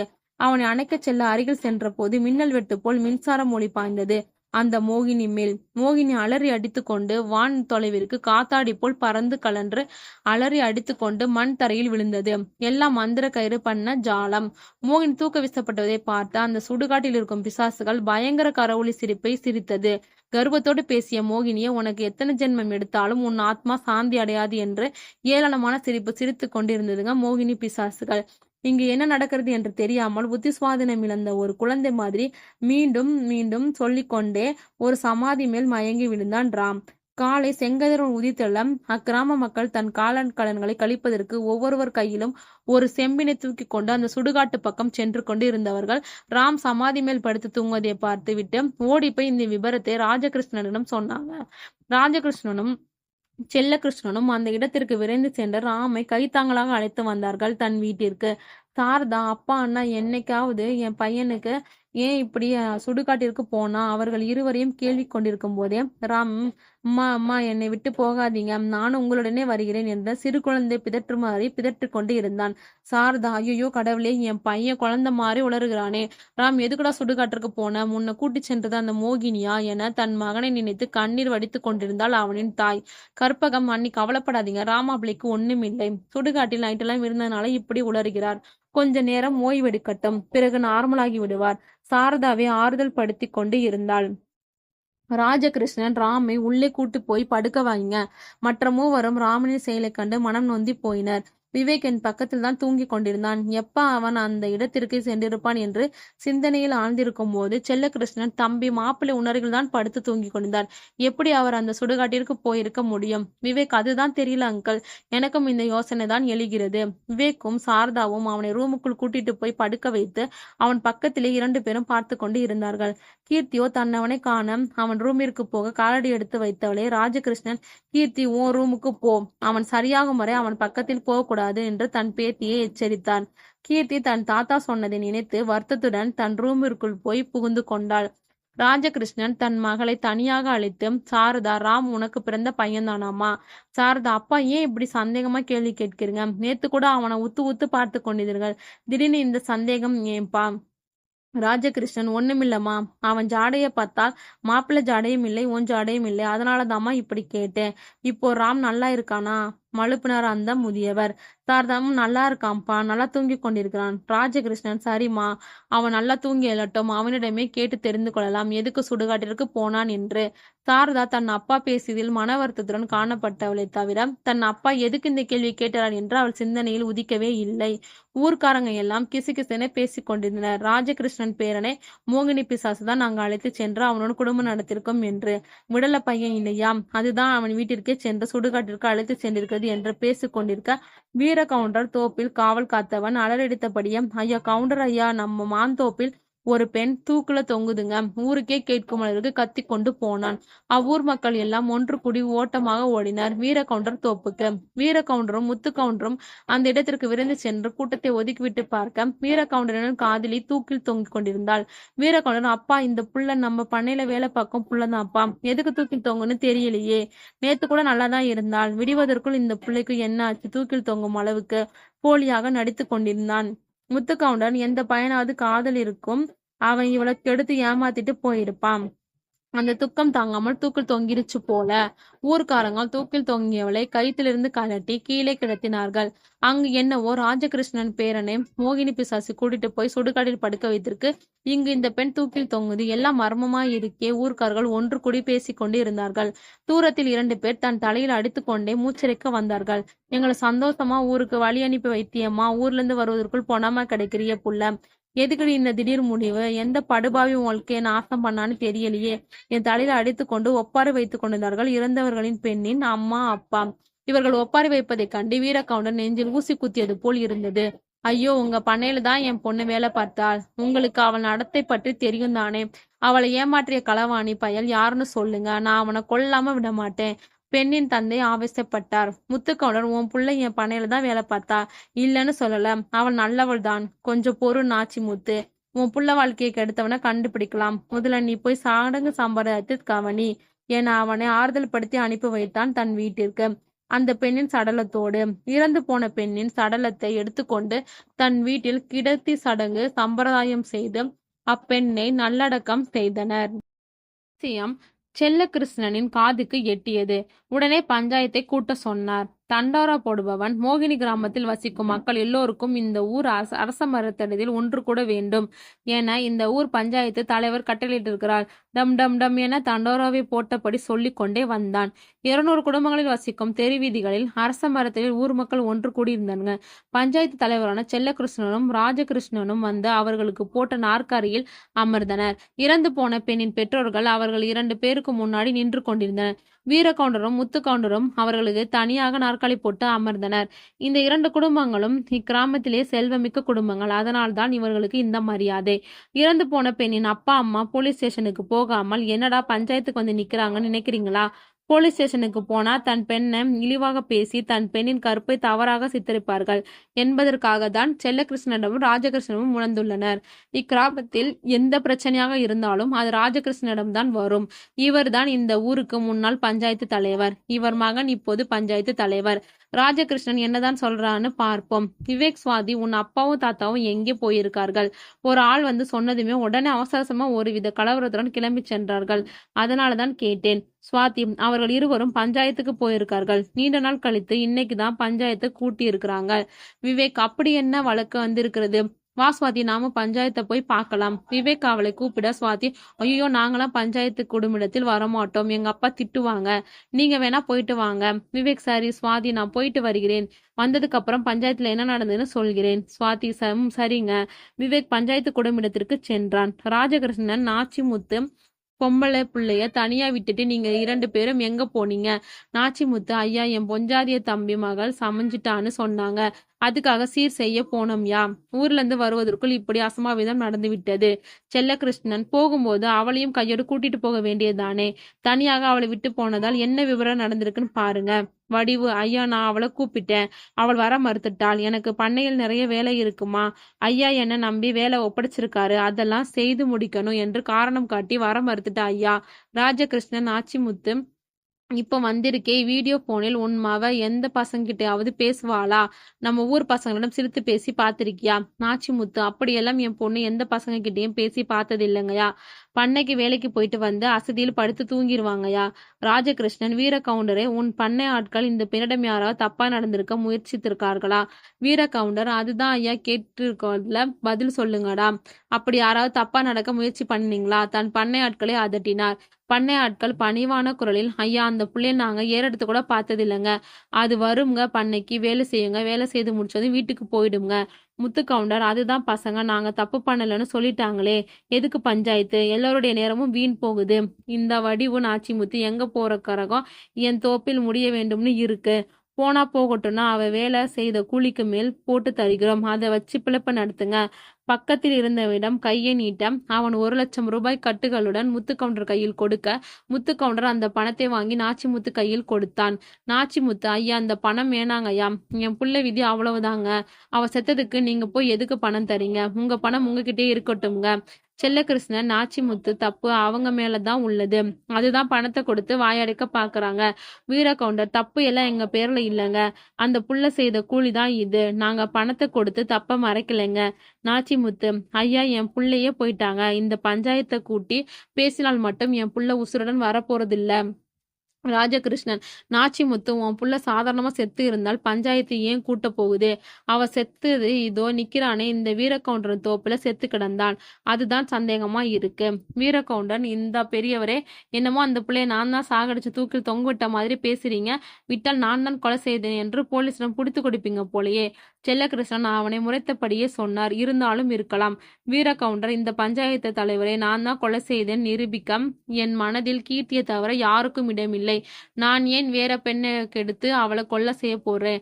செல்லகிருஷ்ணனுக்கு கோபம் புடைத்து கொண்டு வந்தது. ஆத்திரத்தில் கையை பிசைந்து கொண்டு அவனை அடிக்க எழுந்திருக்க ராஜகிருஷ்ணன் தன் மகன் கையை பிடித்து கண் அசைவில் அமைதியாக இருக்க சொல்லிவிட்டு, முத்துக்கவுண்டர், உன் மகன் பேசும் பேச்சு சரியில்லை, அவனை இங்கிருந்து கூட்டிட்டு போய்விடு, அப்புறம் விபரீதம் ஏதாவது நடந்தால் நாங்கள் பொறுப்பு இல்லை.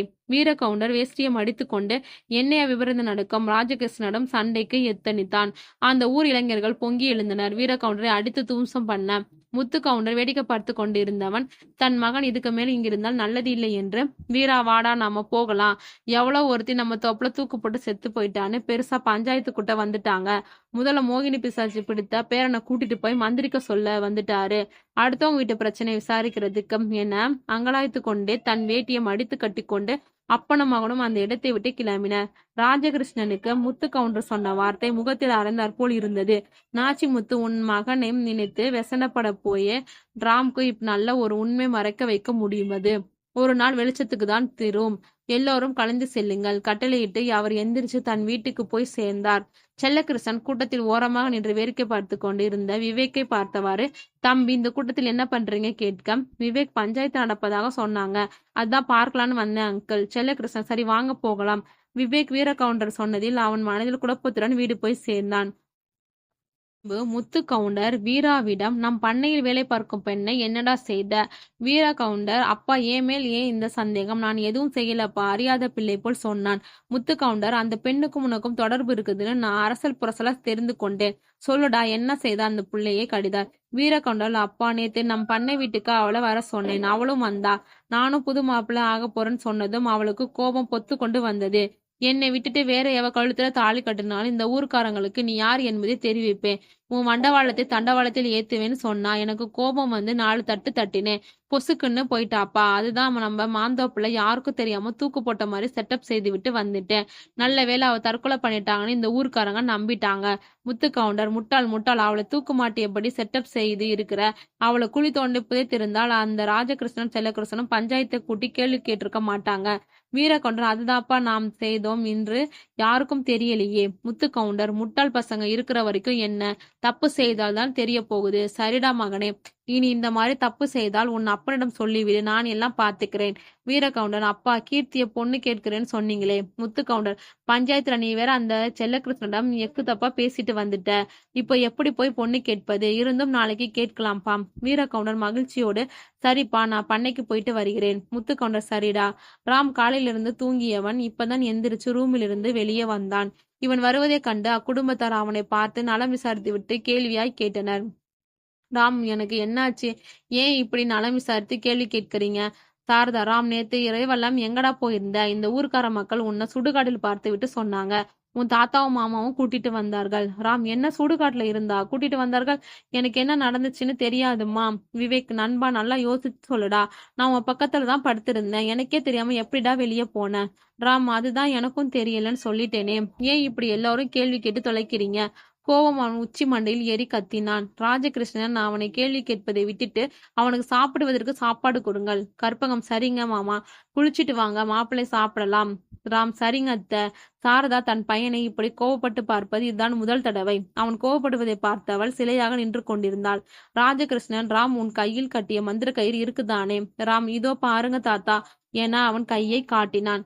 ராஜகிருஷ்ணன், சரிப்பா நீ போய் குளித்து விட்டு சாப்பிடு. ராம், சரிங்க தாத்தான்னு சொல்லிவிட்டு பாத்ரூம்குள் குளிக்க சென்றவன் பின்னாடியே கீர்த்தியும் போனாள். கீர்த்தி, ராம் உனக்கு என்னாச்சு? ராம், இப்படி பிஹேவ் பண்ற? நீ இப்படி இருப்பதை கண்டு அத்தை சாப்பிட கூட இல்ல, ஓயாம அழுது கொண்டே இருக்கிறார்கள். ராம், சாரி கீர்த்தி, ஏதோ கோபத்தில் பேசிட்டேன். எனக்கு என்ன நடந்துச்சுன்னு நிச்சயம் தெரியாது கீர்த்தி. கீர்த்தி, சரி குளிச்சுட்டு வா. போனவள் கையை பிடித்து கொண்டிருந்தான். கீர்த்தி, ராம் போய் நீங்க குளிச்சுட்டு வாங்க. ராம், நீ வந்து எனக்கு முதுகு தேய்த்து விட, நான் குளிக்கிறேன். கீர்த்தி, இதெல்லாம் நம்ம கல்யாணத்துக்கு அப்புறம் தான், அத்தை வராங்கன்னு சொல்லி ஏமாற்றி அவன் பிடித்திருந்த கையை வெடுக்கனை எடுத்து எங்க அம்மான்னு கேட்டான். கீர்த்தி பழிப்பு காட்டிவிட்டு ஓடிவிட்டாள். ராம், போடி போய், எப்படியும் எனக்கு நீ ஒரு நாள் முதுகு தேய்த்து விடதான் போறேன்னு கூற்றை சொல்லி அவன் பாத்ரூமுக்குள் நுழைந்து குளித்து விட்டு வெளியே வந்தான்.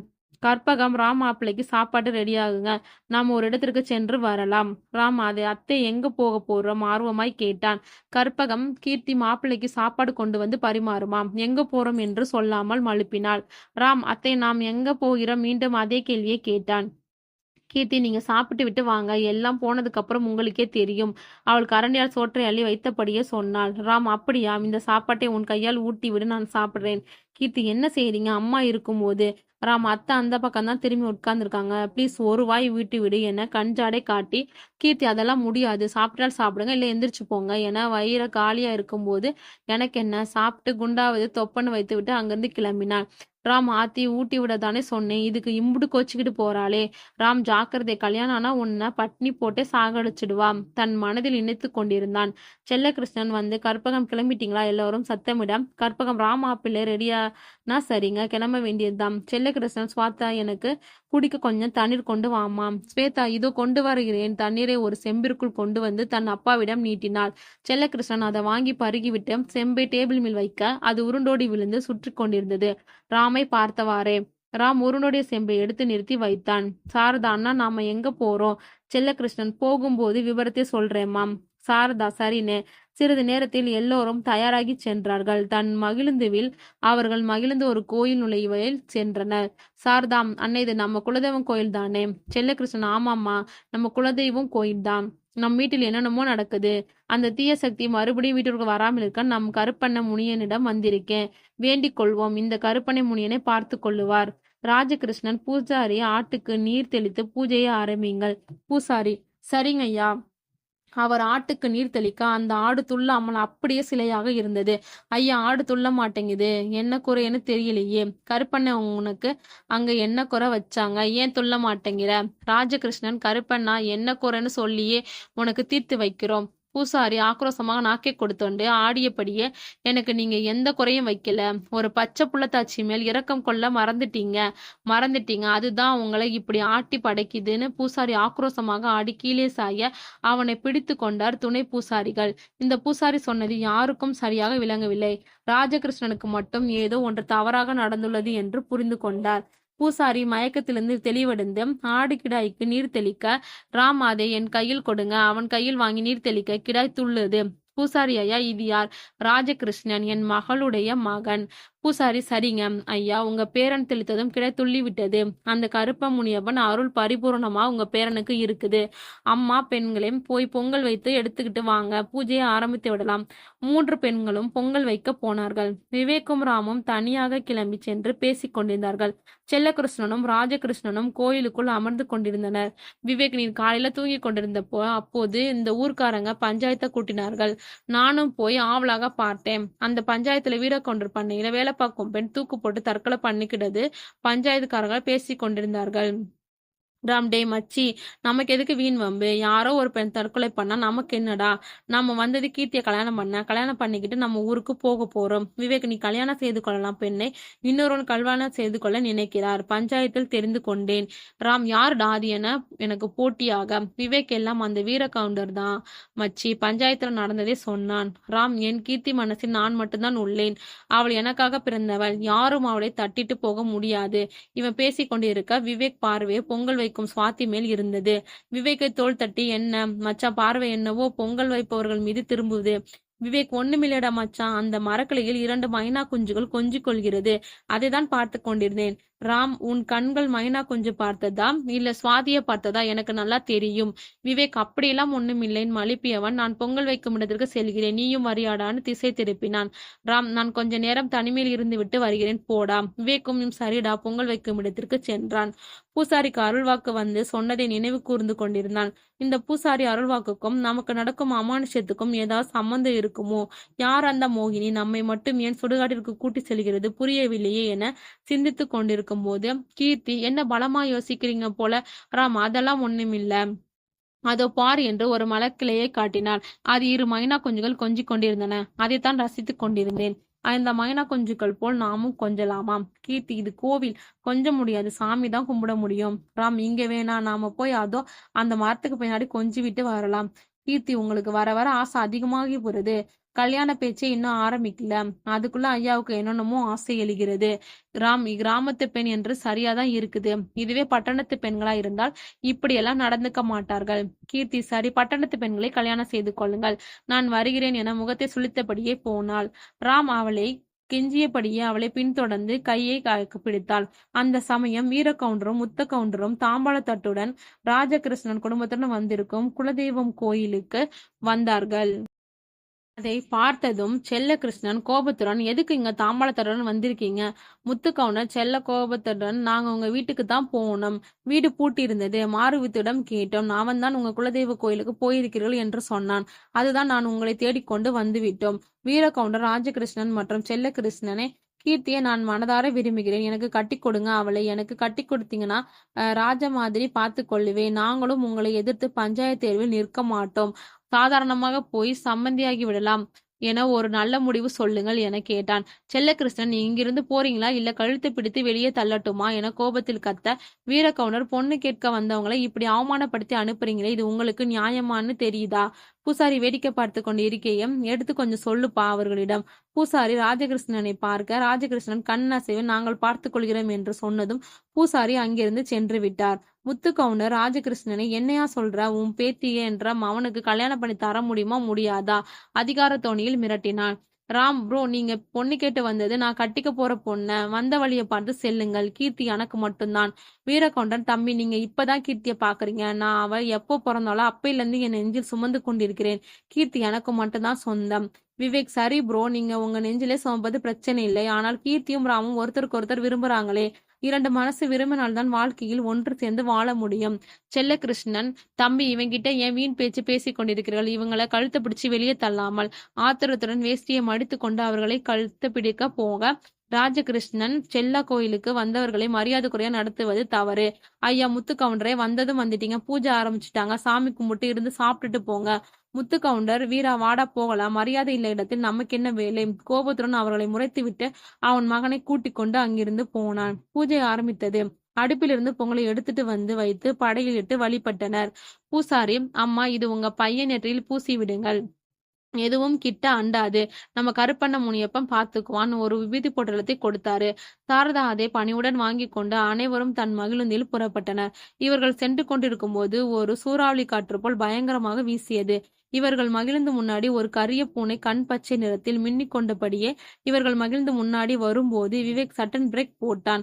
மகிழ்ந்தானது முந்திக் கொண்டு போய் ஒரு முள்ளில் கார் சக்கரம் ஏறியதில் கார் பஞ்சர் ஆகி நின்றது. எல்லாரும் இதென்ன பூனை குறுக்கால போகி பஞ்சராகி விட்டதே, எல்லாம் அபசகுனமா நடக்குதே கூறிக்கொண்டிருந்தனர். விவேக், நீங்க கார்ல இருந்து கீழே இறங்குங்கள், நான் சிறிது நேரத்தில் ஸ்டெப்னியை கழட்டி மாட்டி விடுகிறேன். எல்லோரும் கீழிறங்கி நின்றனர். கீர்த்திக்கு போன் வந்தது. அவள் தோழியிடமிருந்து போனை அட்டன் செய்து காதில் வைத்தபடியும் தனியாக சென்று ஒரு மரத்தடியில் பேசிக் கொண்டிருந்தாள். அவளை முறைத்து கொண்டு ஆக்ரோச பார்வையுடன் தலைமுடியை பறக்க விட்டு கொண்டு மோகினி பார்த்து கொண்டிருந்தது கீர்த்தியை. இதுதான் நேரம். கீர்த்தி உடம்பில் உள்நுழைய அவள் அருகில் செல்ல இதை கவனித்த ராம் அவள் அருகில் சென்று, என்ன கீர்த்தி தனியா வந்து நிக்கிற? எல்லாம் எனக்காகத்தானே? கீர்த்தி, நான் போன் பேச வந்தேன். ராம், யாரிடம் பேசிக் கொண்டிருந்த? கீர்த்தி, என் தோழியிடம். ராம், இல்லை, எனக்காக தான் தனியா வந்திருக்கோன்னு நினைச்சேன். கீர்த்தி, உங்க நினைப்பெல்லாம் சரியில்லை. ராம், ஏன் சரியில்லை? விவேக் ஸ்டெப்னியை கழட்டி மாட்டிக் கொண்டிருந்தான். கற்பகம், கீர்த்தி அங்க என்ன பண்றேன்னு? ஸ்டெப்னியை மாட்டியாச்சு, வாங்க இரண்டு பேரும். கீர்த்தி, ஸ்டெப்னி மாட்டிட்டாங்களாம், போகலாமா? ராம், என் கையை பிடித்து கொண்டு வா. இருவரும் கைகோர்த்தபடியே மகிழ்ந்து பக்கம் சென்றனர்.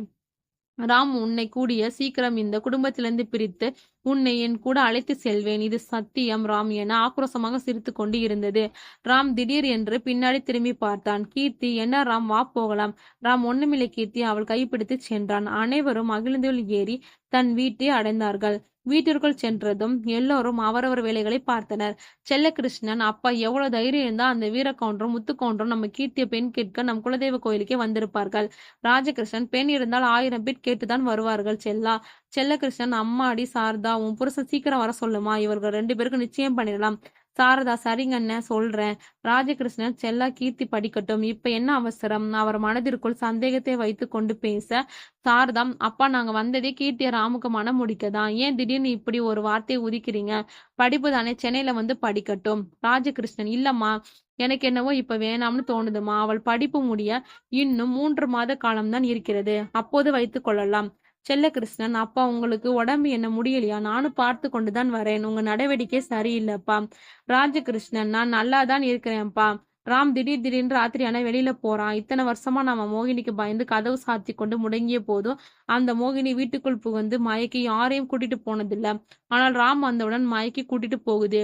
இது எதற்கான்னு தெரியல, புரியாத குழப்பமா உள்ளது. மந்திரவாதியை இவனை கூட்டிட்டு போன போதும் அவர் சொன்ன வார்த்தையெல்லாம் நம்பாமல் இருக்க முடியவில்லை, அதை ஏற்றுக்கொள்ளவும் முடியவில்லை. சாரதா, அப்பா என் மகனை பற்றி என்ன சொன்னாருப்பா அந்த மந்திரவாதி? ராஜகிருஷ்ணன், அது என்னால் சொல்ல முடியாது இப்போதைக்கு, இதற்கான நேரம் வரும்போது சொல்கிறேன், போய் உங்க வேலையை பாருங்க. எல்லோர் முகத்திலும் ஒரு சந்தேகமும் குழப்பமும் தெரிந்தது. அந்த மந்திரவாதி என்ன சொல்லியிருப்பானு? ராம் தாத்தாவிடம் அன்னைக்கு அந்த மந்திரவாதி என்ன கூறியிருப்பார்? எனக்கு நடக்கும் அமானுஷ்ய சம்பத்தை வைத்து பார்த்தால் என்னமோ நடந்திருக்கு, ஆனால் என்னானதான் தெரியலேன்னு குழம்பிக் கொண்டு இருந்தான்.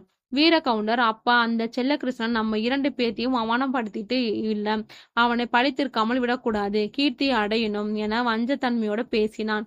முத்துக்கவுண்டர், டே வீரா, பொருடா, அதிகமான கோபம் உடம்புக்கு ஆகாது, உனக்கு எதிரி செல்லகிருஷ்ணன் இல்லடா, அந்த ராம். அவனை தீர்த்து விடு, அப்புறம் கீர்த்தி உனக்குத்தான். வீரகவுண்டர் மொத்தமாக தீர்த்துவிட்டு அந்த மோகினி பிசாசு மேல் பழிய போடுறேன். அவன் மனதிற்குள் வஞ்சகம் அதிகமானது. முத்துக்கவுண்டர், சபாஸ் மகனே. இருவரும் தன் காழ்ப்புணர்ச்சியை வெளிப்படுத்திக் கொண்டிருந்தார்கள். தேவராஜ் அங்கே மனைவி மகன் விட்டு போன வீட்டில் தனியொருவராக சமைத்து கொண்டிருந்தார். அடுப்பங்களுக்குள் புகுந்து கேஸ் அடுப்பை பத்த வைத்து அடுப்பில் குக்கரை வைத்தார். குக்கரில் எண்ணெயை ஊற்றி கருவேப்பிலை, கொத்தமல்லி, புதினா, பட்டை, லவங்கம், பச்சை மிளகாய், இஞ்சி பூண்டு விழுது அரைத்து போட்டு நன்றாக கிளறிவிட்டு வெங்காயம், தக்காளி போட்டு 10 நிமிடம் வதங்கி தான் வாங்கி வந்த ஆட்டுக்கறியை போட்டு வதக்கிவிட்டு உப்பு, மஞ்சத்தூள், மசாலா ஐட்டங்களை சேர்த்து நன்றாக கிளறி அவர் ஊற வைத்த அரிசிக்கும் எத்தனை டம்ளர் தண்ணீர் ஊற்றுவதுன்னு கணக்கு போட்டு ஊத்தி கொதிக்க விட்டார். 15 நிமிஷம் பிறகு அரிசியை கலந்து போட்டு கிளறி பிரஷர் குக்கரை மூடி போட்டு விசில் சொருகியதும் அது 10 நிமிடம் கழித்து புஸ் புஸ் என விசில் சப்தம் வந்தது. ஆஃப் பண்ணிட்டு தான் செய்த மட்டன் பிரியாணியை நாசில் நுகர்ந்தபடியே ஒரு கப்பில் போட்டு ஆற வைத்து சாப்பிடும்போது அவர் போன் அடித்தது. பச்சை பட்டனை அழுத்தி காதில் வைத்து, ஹலோ மிஸ்டர் தேவராஜ், உங்க வேலையை கவனிக்க ஆள் வந்துருச்சு. நீங்க ஓய்வு பெற்றுக்கொள்ளுங்கள். எதிர்முனைந்து பதில் அளித்தார் தேவராஜ் அலுவலக மேலாளர். தேவராஜ் முகமலர்ச்சியுடன், அப்படியே சார், நன்றி சார். தேவராஜ், நீங்க ஓய்வு பெற்று போவதால் சிறிய விழா வைக்கலாம்னு இருக்கோம். அதில் நீங்க கண்டிப்பா கலந்துக்கணும். தேவராஜ், கண்டிப்பா கலந்துக்கிறேன் சார். அப்போ நான் போன் வைத்து விடுகிறேன். இந்த விஷயத்தை உடனே சாரதாவிடம் சொல்லாமல் மிகவும் சந்தோஷப்படுவான் மனதில் எண்ணியபடியே தன் போனை எடுத்து சாரதா அலைபேசிக்கு நம்பரை அழுத்தினான். அவள் போன் அடித்து கொண்டிருந்தது. ஆனால் அவள் போன் எடுக்கவில்லை. தன் பையனை நினைத்து வருத்தப்பட்டு கொண்டிருந்தாள். நீண்ட நேரம் ரிங் போய் கட் ஆகியது. அவள் போன் எடுக்காததை கண்டு, நாளை ஒரு நாள் தானே, அடுத்த நாள் நேரில் போய் சர்ப்ரைஸ் தரலாம். நாம் செய்த மட்டன் பிரியாணி நமக்காக காத்து கொண்டிருக்கிறது என்று மனதில் நினைத்தபடியே மட்டன் பிரியாணியை ரசித்து ருசித்து சாப்பிட்டபடியே, ஆஹா, ஓ அப்படியே சாரதா டேஸ்ட் என்று தன் சமைத்த சமையலை புகழ்ந்தவாறே மட்டன் பிரியாணி முழுவதும் சாப்பிட்டு முடித்தார். சிறிது நேரம் டிவி ஆன் செய்து டிவி பார்த்து கொண்டிருந்தவர் டிவியில் ஒரு சினிமா காட்சி ஓடிக்கொண்டிருந்தது. ஒரு நிறைமாத கர்ப்பிணி வலியால் துடித்துக் கொண்டிருக்கிறாள். ஆள் நடமாட்டம் இல்லாத சுடுகாட்டில் அப்போது அங்கு ஒருவன் அவ்வழியாக மகிழ்ந்துவில் வருகிறான். வந்தவன் இந்த நிறைமாத கர்ப்பிணியை பார்க்கிறான். பார்த்துவிட்டு அவளை மருத்துவமனைக்கு கொண்டு போக எண்ணமில்லாமல் மனித நேயமற்ற மனிதனாக தன் மகிழ்ந்துவை எடுத்துக்கொண்டு சென்று விடுகிறான். தன் மனைவியும் இதே வழியால் துடித்துக் கொண்டிருக்கிறாள். பக்கத்து ஊர் மருத்துவமனையில் சுடுகாட்டில் துடித்துக் கொண்டிருக்கும் நிறைமாத கர்ப்பிணி தவிக்க விட்டு தன் மனைவியை பார்ப்பதற்காக விரைந்து சென்றான். சிறிது நேரத்தில் மருத்துவமனைக்குள் சென்றதும் அவன் காதுக்கு ஒரு துக்க செய்தி எட்டுகிறது. மயக்கத்தில் இருக்கும் தன் மனைவிக்கு இந்த துக்க செய்தி தெரியக்கூடாதுன்னு தன் கையில் உயிரற்ற சிசு ஒன்றை கையில் ஏந்தி கொண்டு மகிழுந்துவில் ஏறி விரைந்து சுடுகாட்டுக்கு சென்றவன் தவிக்க விட்டு சென்ற நிறைமாத கர்ப்பிணியை பார்க்கிறான். அவள் ஒரு சிசுவை ஈன்றெடுத்து விட்டு தன் உயிரை நீத்து உயிரற்ற உடலாகி கிடக்கிறாள். அவள் அருகில் ஒரு ஆண் சிசு ஒன்று வீறிட்டு அழுகிறது. தன் கையில் இருக்கும் உயிரற்ற சிசுவை அந்த உயிரற்ற உடலிடம் போட்டிவிட்டு அவள் உதிரத்தில் பிறந்த சிசுவை தன் கையில் ஏந்தி கொண்டு போகும்போது ஒரு வெட்டியான் அங்கு வந்து இவன் செயலை பார்க்கிறான். அந்த வெட்டியானுக்கு தன் பணபலத்தை காட்டிவிட்டு இந்த விஷயம் யாருக்கும் தெரியக்கூடாதுன்னு கூறிவிட்டு மருத்துவமனையில் படுத்திருக்கும் தன் மனைவிடம் கொண்டு போய் யாருக்கும் தெரியாமல் கையில் இருக்கும் சிசுவை வைத்து விடுகிறான். தேவராஜ் இந்த காட்சியை பார்த்து கொண்டு இருக்கும்போது தன் மனதின் நிழலாக ஓடுகிறது. முகமெல்லாம் வியர்த்து போகிறது, படபடத்து போகிறது. இதயம் அதிக வேகமாக துடிக்க ஆரம்பிக்கிறது. வறண்டு போகிறது. கண் பிதுங்கி வெளிவருவது போல் உள்ளது. உடனே பதட்டத்துடன் டிவி ஆஃப் செய்துவிட்டு தன் ரூமில் ஏசி போட்டு படுத்து கண்களை மூடும்போது தேவராஜ் கண்ணுக்குள் மீண்டும் அந்த நிழற்காட்சி ஓடிக்கொண்டிருந்தது. ஏசியில் வியர்த்து கொட்டிய உடம்புடன் எழுந்து உட்கார்ந்து, போதும் தேவராஜ், இனி எந்த உண்மையும் மறைக்காதே. ஊருக்கு போனதும் அவர்களிடம் உண்மையை சொல்லிவிடு. தனக்கு தானே பேசிக் கொண்டிருக்கும் போது ட்ரிங் ட்ரிங் என போன் அடித்தது. போன் எடுத்து பார்க்க திரையில் சாரதா புகைப்படத்துடன் சாரதா பெயர் காட்டியது. சொல்லு சாரதா, என்னங்க போன் பண்ணியிருந்தீங்களா? என்ன விஷயம்ங்க? எனக்கு நாளையோட ஆபீஸ் வேலை முடியுது. ஓய்வு பெற்று சொல்லிட்டாருங்க. அது சொல்லத்தான் போன் செய்தேன். சாரதா, உடனே ஊருக்கு வாங்க, இங்க நம்ம ராம் என்று சொல்லி அழுது கொண்டபடியே போனை காதில் வைத்து அழுது கொண்டு இருந்தாள். சொல்லு சாரதா, ராமுக்கு என்ன ஆச்சு? ஏன் அழுகிற? நம்ம ராம் ஒரு குழந்தை மாதிரி பினாத்துறாங்க.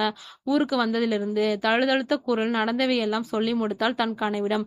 பயப்படாம இரு சாரதா, நான் நாளைக்கு வருகிறேன். தன் மனைவியை ஆறுதல் படுத்திவிட்டு இவன் நிம்மதி இல்லாமல் தவித்துக் கொண்டிருந்தான் குற்ற உணர்ச்சியில். சாயந்தரம் 6 மணி ஆனது. எப்போதும் போல ஊர் மக்கள் தன் வீட்டு கதவை அடைத்தார்கள் மோகினி பிசாசுக்கு பயந்து கொண்டு. சாரதா ராமுக்கு தன் அப்பா விட்டு குலதெய்வத்துடைய விபூதியை அவன் நெற்றியில் பூசி விட்டாள். ராம், அம்மா அம்மா, நான் போய் தூங்க போறேன். டே விவேக், வாடா போய் படுக்கலாம். துணைக்கு தன் நண்பனை அழைத்து கொண்டு இருந்தான். விவேக், நான் வரமாட்டேன் போடா. நீ நடுராத்திரில எந்திரிச்சு அலறுவ, இல்ல நடுராத்திரில எந்திரிச்சு மோகினி பின்னாடி போவ. நான் தாத்தா பக்கத்துல படுத்துக்கிறேன். ஆனால் உன் ரூமுக்கு மட்டும் வரமாட்டேன். ராம், அதுதான் நெற்றியில் திருநீர் இருக்கே, பயப்படாம வாடா. அந்த மோகினி வராது. இந்த திருநீற்றை பார்த்து பயந்து ஓடிவிடும். விவேக் சலிப்பாக, அப்படின்னா வந்து படுத்து தொலைகிறேன். இருவரும் போய் தன் படுக்கையில் படுத்தனர். ராம் படுத்தவுடனே உறங்கி போனான். விவேக் அவன் காலில் கயிற்று கட்டி ஜன்னலில் கட்டி வைத்துவிட்டு, மோகினி, இன்னைக்கு என் நண்பனை எப்படி உன் கூட கூட்டிட்டு போறேன்னு பாக்குறேன், மனதில் நினைத்தவாறு குரட்டை விட்டு தூங்கினான். இரவு 12 மணி ஆனது. ராஜகிருஷ்ணன் வீட்டு முன்னாடி நாய்கள் ஊளையிட்டுக் கொண்டிருந்தது. ஆந்தையும் கோட்டானும் மீனஸ்வரத்தை எழுப்பியது. காற்று பலமாக வீச ஜல் ஜல் என சலங்கை ஒலி ராவ் செவிக்கு மட்டும் கிழிந்தது. ராம், தூக்கத்தில் வந்துட்டியா மோகினி, இதோ வருகிறேன் என மதி மயக்கத்தில் கூறியபடி படுக்கையிலிருந்து எந்திருக்கும் போது அவன் காலில் கட்டிய கயிறு அவனை போக விடாமல் தடுத்தது. மோகினி அவனை நெருங்க எத்தனிக்க அவன் நெற்றியில் பூசிய திருநீர் அந்த மோகினியை உள்ளே விடாமல் தடுக்க, ஆக்ரோஷமான பார்வையுடன் ராமை பார்த்து, வா ராம், என் கூட வந்துவிடு. உன்னை என் கூட கூட்டிட்டு போக தான் காத்து கொண்டிருக்கிறேன். நீ என்னை ஏன் ஏமாற்றுகிறாய் என்று அவனை பார்த்து அழுது கொண்டிருந்தது. அப்போது விவேக்குக்கு நான் வறண்டு போக தண்ணீர் குடிக்க எந்திரிச்சவன் ராம் எந்திரிச்சு நிற்பதைக் கண்டு, ராம், என்னடா பண்ற, அமைதியா படுத்து தூங்குடா. ராம், என்ன யாரோ கூப்பிடுற மாதிரி இருந்ததுடா, அதுதான் எந்திரிச்சேன். நான் வெளியில போவதற்கு காலை ஒரு அடி எடுத்து வைக்கிறேன். என் காலை யாரோ பிடித்து இழுக்கிற மாதிரி இருக்குதுடா. விவேக், யாரோ இல்ல மச்சி, நல்லா கண்ணை திறந்து பாரு, உன் காலை கட்டுற கயிறு தான் இழுத்து இருக்கும். ராம், எல்லாம் உன் வேலையா? விவேக், ஆமா, எல்லாம் என் வேலையா, அமைதியா படுத்து தூங்கு என தொண்டை வறண்டு விட்டு தண்ணீர் குடித்து விட்டு வருகிறேன் என டேபிள் இருக்கும் தண்ணீர் பாட்டிலை எடுத்தவன் தண்ணீர் பாட்டில் காலியாக இருந்தது. படிபாவி, எல்லா தண்ணீரும் குடித்து காலியா வச்சிருக்கிறான். பயம் இல்லாம கிச்சனுக்கு போய் தண்ணீர் கொடுப்போம் என கிச்சனுக்குள் நுழைந்த ஃப்ரிட்ஜை திறந்து தண்ணீர் பாட்டிலை கையில் எடுத்து அண்ணாந்து குடிக்க அவன் அருகில் ஒரு விதமான குளிர்ந்த மூச்சு காற்று பட்டது. மனதிற்குள், என்னடா இங்கேயும் ஏசி போட்டிருக்காங்களே, ஓ ஃப்ரிட்ஜ் திறந்தனால அதனாலதான். தனக்குத்தானே பேசிக்கொண்டு ஃப்ரிட்ஜிலே தண்ணீர் பாட்டிலை வைத்து மூடிவிட்டு நகரும் போது அவன் கூடவே ஒரு உருவம் நகர்ந்து சென்றது. சடாரென்று திரும்பி பார்த்தான். நம் கூட ஒருத்தர் நடந்து வர மாதிரியே இருந்தது. யாரா இருக்கும் யோசித்தவன், எல்லாம் மனப்பிரமை என்று தனக்குள் பேசிக்கொண்டு நகர்ந்தான். அவனை யாரோ பிடித்து இழுக்கிற மாதிரி அவன் உணர்ந்தான். சுற்றி முற்றிலும் பார்த்தான். யாரும் இல்லை. அவன் முதுகில் குளிர்பட்டது. யாருடா அது என் முதுகு பின்னாடி இருந்து ஊதுவது, என் முன்னாடி வாங்கடா என வீரவசனம் பேசினான். அந்த மோகினி அவன் முன்னாடி போய் நின்றது. அவன் கால்கள் தரையில் நிற்காமல் ஆட்டம் போட்டது. கை கால்கள் உதறிக் கொண்டிருந்தது. மோகினி, நீயா? தழுதழுத்த குரலில் சொல்ல, ஆமாண்டா, என் ராமுவை என்கிட்ட இருந்து பிரிக்கிறல்ல, என் ராமுவை உங்க தாத்தா தான் நினைச்சாலும் என்னிடமிருந்து பிரிக்க முடியாது என்று வசனம் பேசிக்கொண்டே விவேக் கன்னத்தில் பலார் என்று அறை கொடுக்க அவன் கண் மேலே சொருக மயக்கமுற்று கீழே விழுந்தான். விழுந்தவன் உடலுக்குள் மோகினியின் ஆத்மா புகுந்தது. விடிந்தது. பெண்கள் எந்திரித்து சமையல் கட்டிற்கு வந்தார்கள். அப்போது விவேக் சமையல் கட்டு வாசலில் படுத்து கிடப்பதைக் கண்டு அலறி எடுத்தனர். இதை கண்டு ஆண்கள் என்ன ஏதென பார்க்க விவேக் படுத்திருப்பதைக் கண்டு வினா எழும்பினார்கள். ஏன் இவன் இங்க படுத்து கொண்டிருக்கிறான்? தெரியல, நாங்களும் இப்பதான் வந்து பாக்குறோம். அவனை எழுப்பி என்னன்னு விசாரியுங்கள். செல்லகிருஷ்ணன் விவேக் விவேக்னு அவனை எழுப்பினான். அவன் எந்திரிக்கவில்லை. ராஜகிருஷ்ணன், அம்மா, மருமகளை குலதெய்வ கோயில் விபூதியை எடுத்து கொண்டு வாமா, அவன் நெற்றியில் வைத்து விடலாம். எல்லாம் அந்த மோகினி வேலையாதான் இருக்கும். கற்பகம், சரிங்கப்பா என எடுத்துட்டு வர போனவள், விவேக், விபூதி எல்லாம் வேண்டாம், நான் எழுந்து விடுகிறேன். நேற்று இரவு தண்ணீர் குடிக்க வந்தேன், தலை சுத்தி மயக்கம் போட்டுட்டேன் என அஸ்கி வாய்ஸில் பேசினான். சாரதா, விவேக், உன் குரல் என்ன அஸ்கி வாய்ஸ் மாதிரியே இருக்கு. விவேக் உடம்பில் இருக்கும் மோகினி, என் மகனை உன்னால் தான் பிரித்து வைத்திருக்கிறேன். உன்னையும் உன் புருஷனையும் சும்மா விட மாட்டேன் கனத்த குரலில் சொல்லியது. சாரதா சத்தமாக, விவேக், உன்னதான் கேட்கிறேன். விவேக்குமா, அது வந்து நேத்து ஃப்ரிட்ஜ்ல இருக்கும் தண்ணில குடிச்சேனா, அதுதான் தொண்டை கொட்டிக்கிச்சே. தொண்டையே செருமினான். சாரதா, சரி, போய் ராவை எழுப்பி விடுப்பா. விவேக், சரிம்மா. ராம் தன் ரூமுக்குள்ள இருக்குது. டே மச்சி, என் கால் கயிறை அவிழ்த்து விடுடா, எனக்கு அர்ஜென்டா என கூறிக்கொண்டிருப்போது வெளியில் இருப்பவர்கள் கேட்டு அவன் ரூமிற்கு ஓடி போனார்கள். எல்லாரும், என்னாச்சு ராம், உன் கால் கட்டப்பட்டிருக்கு. ராம், இவன் தான் என் காலை கட்டி வைத்துட்டான், அந்த மோகினி பிசாச்சு பின்னாடி போகாம இருப்பதற்காக. எல்லாரும் நல்லதுதான் சேர்ந்திருக்கிறான், அவனை ஏன் திட்டுற ராம்? உன் கால் கயிற்றை கட்டிவிட்டு அவன் சமையல் கட்டு வாசலில் படுத்து கிடந்தான். ராம், நேற்று தண்ணீர் குடிக்க தான் போனேன், சமையல் கட்டிற்கு அங்கேயே படுத்து தூங்கிட்டியாம் என விழுந்தபடியே சிரித்தான். விவேக் உடம்பிற்குள் இருக்கும் மோகினி, ராம், உன்னை தொட்டு தாளாட்டி சீராட்டி வளர்க்க முடியாத பாவியாகிட்டேன். அன்றைக்கு மட்டும் தேவராஜ் கருணை காட்டியிருந்தானா என்னை அம்மானு கூப்பிட்டிருப்ப, நானும் உன்னை மகனே என்று கூப்பிட்டிருப்பேன். உன்னை என்னிடமிருந்து பிடித்த தேவராஜ் குடும்பத்தை அழிப்பதுதான் என் முதல் வேலையே. அப்புறம் நிரந்தரமாக உன்னை கூட்டிட்டு போயிருவேன் என் கூட ராம் என தன் உடம்பில் இருந்து கொண்டே உன்னை இவர்களை அழிக்கணும்னு நினைத்தேன். ஆனால் உன் நண்பன் உடல் தான் எனக்கு கிடைத்தது. ராம் என்னடா அமைதியா இருக்க, வந்து என் கயிறை அவுத்து விடுடா. விவேக் அவன் அருகில் செல்ல மந்திரவாதி கட்டிய கயிறு அவனை சுட்டெரித்தது. கத்தியை தூக்கி போடு போறேன், நீ எல்லாம் அவிழ்த்துக்கோ. கத்தியை தூக்கி போட அந்த கத்தியை எடுத்து கயிற்றை அவிழ்த்து விட்டு தன் நண்பன் விவேக் மேல் கை போட அவன் உடல் சுட்டெடுத்ததால் நெளிந்து கொண்டிருந்தான். ராம், நான் உன் தோள் மேல் கை போட்டது வரை இப்படி நெளிகிற, ஏன்டா என்ன ஆச்சு? விவேக், மச்சி ஒரு மாதிரி இருக்குடா. ராம், நேத்து சமையல் கட்டு பக்கம் வந்தவனுக்கு என்னமோ ஆகிருச்சு. சார் அப்படியே வா, இந்த இயற்கை கிராமத்தை ரசித்தபடியே வாக்கிங் போயிட்டு வரலாம். விவேக், சரிடா மச்சி என இருவரும் அந்த கிராமத்திற்குள் நடைபயிற்சி செய்து கொண்டிருந்தார்கள். வயக்காலில் இறங்கி ஒரு பெரியவர் வேலை செய்து கொண்டிருந்தவர் ராமை பார்த்து, தம்பி நேத்து உங்களை மோகினி கூட்டிட்டு போகலையா? நக்கலா கேட்டார். ராம் ஓடிப்படியே, தாத்தா என்னை பார்த்தா மோகினி ஓடிருச்சு, அதுதான் புத்துணர்ச்சியா நடைபயிற்சி செய்ய வந்தேன். பதிலுக்கும் இவனும் நக்கலாக சொன்னான். சரி தம்பி, நீங்க நடங்க. பெரியவர் தன் வேலையை கவனிக்க ஆரம்பித்தார். ராம், தாத்தா நான் வரேன். இந்த ஊர்க்காரங்களுக்கு என்ன பார்த்தா வேடிக்கையா போயிருச்சு என முணங்கியபடியே ஜாக்கிங் பண்ணிக்கொண்டு இருந்தான். விவேக், ராம் நீ அந்த மோகினிய பார்த்திருக்கியாடா? ராம், இல்ல மச்சி, ஆனா நைட் 12 மணி ஆனா என்ன கூப்பிடுற மாதிரி இருக்கும். நான் எந்திரிச்சு பார்த்தா யாரும் இருக்க மாட்டாங்க. ஆனா நான் ஏன் சுடுகாட்டு போய் படுத்தேன்னு எனக்கு இன்னும் குழப்பமாவே உள்ளது. விவேக், அந்த மோகினியிடம் தானே நின்று பேசிக் கொண்டிருக்கிற. ராம், நீ எதுக்காக அழைத்து போகிற தெரியுமா? நீ பிறந்த இடம் அதுதானே. அவன் உடம்பிற்குள்ளிருந்து சிரித்து கொண்டிருந்தது. ராம், என்னடா அடிக்கடி ஆஃப் மோட்ல போற? விவேக், ஒண்ணுமில்ல மச்சி, உனக்கு தூக்கத்துல நடக்கிற வியாதி வந்துருச்சோன்னு யோசிச்சு கொண்டிருந்தேன். ராம், இங்க வந்து தூக்கத்துல நடக்கும் வியாதி வந்துருச்சு. பெரிய ஆராய்ச்சியாளர் அப்படியே பெருசா கண்டுபிடிச்சிட்ட. அவனை செல்ல அடி அடித்தான். விவேக், மச்சி உன் கையில் இருக்கும் மந்திர கயிறு நிஜமாவே சக்தி உள்ளதாடா? ராம், தெரியல, தாத்தா கட்டியிருக்க சொன்னாரு, நானும் கட்டி கொண்டு இருக்கேன். விவேக் ராம், நீ நைட்டு தூக்கத்துல சுடுகாட்டுக்கு போய் படுத்துட்டு வந்திருக்க. ஏன் உன் தாத்தா உன்னை அந்த மந்திரவாதியிடம் அழைத்து செல்லல? அந்த மந்திரவாதி ஒரு போலி மந்திரவாதி. அவன் கொடுத்த கயிறு போலி கயிறு, அதை உடனே கழட்டி வீசு. ராம், அப்படியா சொல்ற? நானும் அப்பவே நினைச்சேன் அவர்கள் பணத்துக்காக தான் கயிறு கட்டி காசு வாங்கியிருக்காங்க என. அவன் கயிற்றை கழட்ட போகும்போது ஒரு மகிழுந்து அவனை நோக்கி வந்து நின்றது. ராமின் முன்னாடி அதிவேகமாக மகிழுந்து ஒன்று வந்து நின்றது. யோ, மெதுவா வரமாட்டியா? இப்படி வந்து இடிக்கிற மாதிரி நிறுத்துவ? உனக்கெல்லாம் யார் லைசன்ஸ் கொடுத்தது? மகிழுந்தை விட்டு வெளியே இறங்கியவர், உன் அப்பந்தான் லைசன்ஸ் கொடுத்தது என்ற குரல் கொடுத்தபடியே குளரை கலட்டினார் தேவராஜ். ராம், அப்பா வாட்ஸ் சர்ப்ரைஸ். தேவராஜ், உங்களுக்கு சர்ப்ரைஸ் கொடுக்கலான்னு தான் உங்க அம்மாவுக்கு கூட ஃபோன் பண்ணி நான் வர விபரத்தை சொல்லல. ராம், அப்பா அம்மா இல்லாத ஏக்கத்தில் ஒரு கத்து குறைந்து விட்டீங்க போல.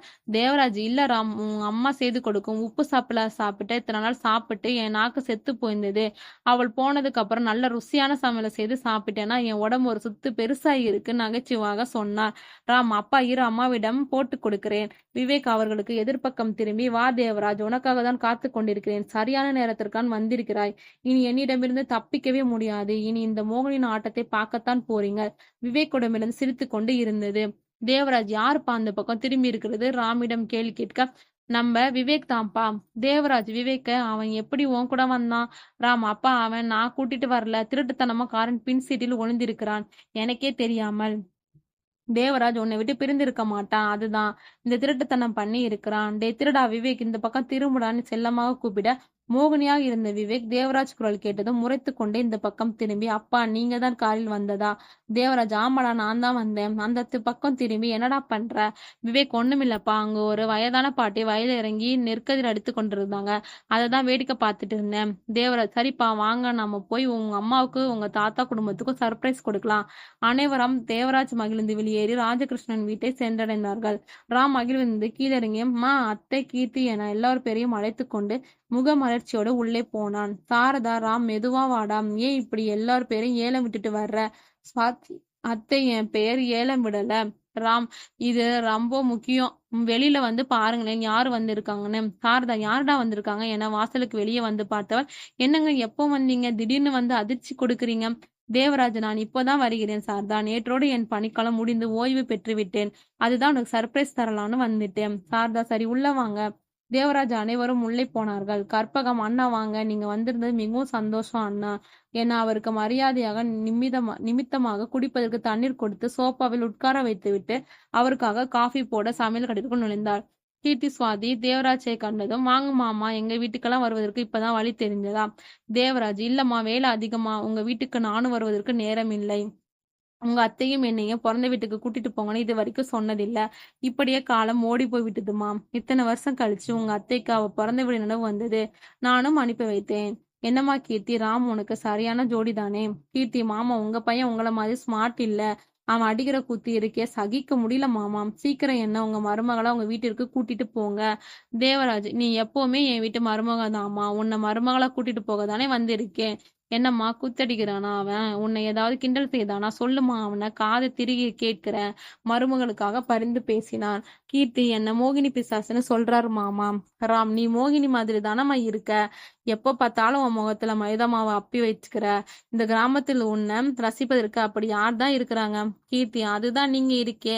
உனக்காக தான் என் முகத்துல மேக்கப் போட்டு கொள்கிறேன். ராம், உன் மைதா மாவு முகத்தை பார்க்க சகிக்க முடியல. அதுக்கு இந்த ஊர் கிராம பெண்கள் கருப்பா இருந்தாலும் கலையா இருக்கிறாங்க என அவர்களை புகழ கீர்த்தி உன் முகத்தை சுருக்கி கொண்டு, ஓ, தினமும் காலையில எழுந்தவுடன் நடைபயிற்சி செய்யறதா அவங்கள பார்க்க தான் போறீங்களோ?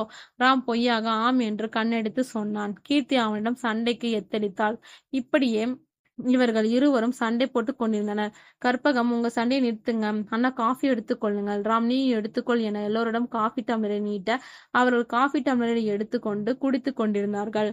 ஸ்வேதா, அத்தா உங்க நண்பர் எங்கே? ஆளை காணோம். ராம், அவன் ஏன் கூட தான் வந்தான், வெளியே இருப்பாமா. சுவாதி, சரி அத்தான் விவேக்கை தேடி போனாள். ராஜகிருஷ்ணன் தோப்பை கண்காணித்து விட்டு வீட்டிற்கு வந்தவாறு வீட்டு வாசலில் இன்னொரு மகிழ்ந்து இருப்பதைக் கண்டு யோசித்துக் கொண்டே உள்ளே போக, தன் மருமகனிடம் குதூகலமாக பேசிக் கொண்டிருக்கும் தன் குடும்பத்தைக் கண்டு தொண்டையை செருமிகப்படியே சென்னை பொறியாளன் காத்து இந்த பக்கம் வீசுது. எப்போ வந்தீங்க? சௌக்கியம் தானே? நலம் விசாரிக்க தேவராஜ் அவருக்கு மரியாதை தரும் விதமாக எழுந்து, வாங்க மாமா, இப்போதான் வந்தேன். சௌக்கியம்தான் மாமா, நீங்க சௌக்கியம் தானே? பதிலுக்கு நலம் விசாரித்தாள்.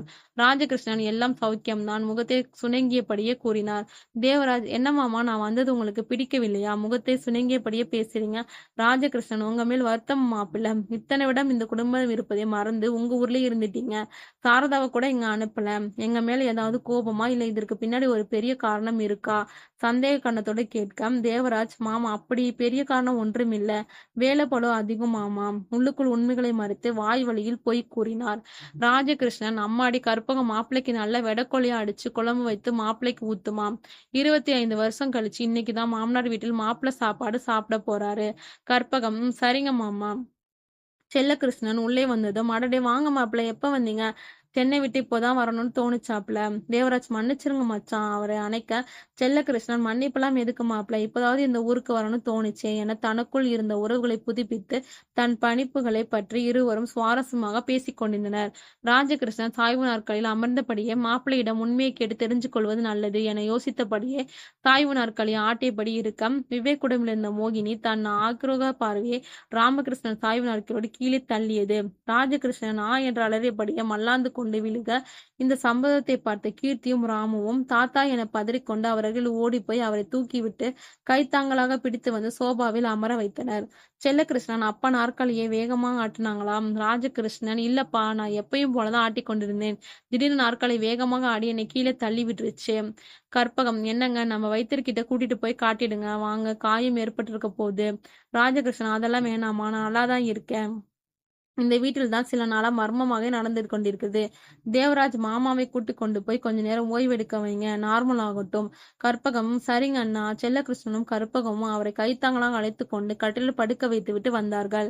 விவேக் அப்பதான் உள்ள வருகிற மாதிரி வந்து, என்னாச்சு, ஏன் எல்லாரும் பதட்டமா இருக்கீங்கன்னு கேள்வியை கேட்டான். ராம், தாத்தா திடீர்னு நாற்காலிருந்து கீழே விழுந்துட்டாருடா. விவேக், அச்சச்சோ, தாத்தாக்கு ஒண்ணும் ஆகலை தானே? ராம், ஒன்னும் ஆகல, கொஞ்சம் நர்வஸா இருக்கிறாரு, அதுதான் அவர் ஓய்வெடுப்பதற்காக படுக்க வைத்து விட்டு வந்துள்ளோம். ஆமாம், நீ இவ்வளவு நேரம் எங்க போன? விவேக், அதுவா மச்சி, அம்மா கிட்ட இருந்து போன் வந்துச்சு, பேசிட்டு வர போனேன். நான் போய் தாத்தாவை பார்த்துட்டு வருகிறேன். ராம், சரிடா. ராஜகிருஷ்ணன், மாப்பிள்ளை, நான் உங்ககிட்ட ஒரு விஷயம் கேட்கணும், மறைக்காமல் சொல்வீங்களா? தேவராஜ், சொல்லுங்க மாமா, என்ன அப்படி விஷயம் கேட்க போறீங்க? ராஜகிருஷ்ணன், அது வந்து மாப்பிள்ளை. வாயெடுத்தவர் தாத்தான்னு கூப்பிட்டபடியே உள்ளே நுழைந்தான் விவேக். ராஜகிருஷ்ணன், வாங்க தம்பி. விவேக், தாத்தா, நீங்க நாற்காலிருந்து கீழே விழுந்துட்டீங்கன்னு சொன்னாங்க, அதான் பார்த்துட்டு போலான்னு வந்தேன். ராஜகிருஷ்ணன், ஒண்ணும் இல்லை, நாற்காலியை வேகமா ஆட்டியிருப்பேன் போல, அதான் கீழே விழுந்துட்டேன். சரிப்பா, இந்த நேரம் எங்க போன? விவேக் ராம் கிட்ட கூறியதுதான் இங்கேயும் கூறினான். சரி தாத்தா, நான் வருகிறேன். ராஜகிருஷ்ணன், எப்போ கிளம்புற? விவேக், மாமா மருமகனுக்குள் பேசுவதற்குள் ரகசியம் ஏதாவது இருக்கும். நான் நந்தி மாதிரி இருந்தா நல்லா இருக்காது, அழுத்தமாக கூறிவிட்டு தேவராஜ் மீது அழுத்தமான பார்வையை செலுத்தபடியே வெளியே சென்றான். அங்கு வீர கவுண்டர் தன் பண்ணைக்கு கிளம்பி மேற்பார்வையிற் கொண்டிருக்கும் போது, டே முனுசாமி, இங்கே வாடா. முனுசாமி, ஐயா என்ன தலை சொரிந்தவரை நிக்க, அந்த ராம் போட்டு தல ஆளை ரெடி பண்ண சொன்னனே, ரெடி பண்ணிட்டியாடா? முனுசாமி, ஐயா எல்லாரும் வெளியூர் ஆளுங்க, நம்ம ஊர் பத்தி அவங்களுக்கு எதுவும் தெரியாது, கச்சிதமா வேலையை முடிச்சு கொடுத்துருவாங்கன்னு மீண்டும் தலையை சொரிந்து நிற்க, வீரகவுண்டர், என்னடா தலையை சொரிந்து கொண்டு நிக்கிற?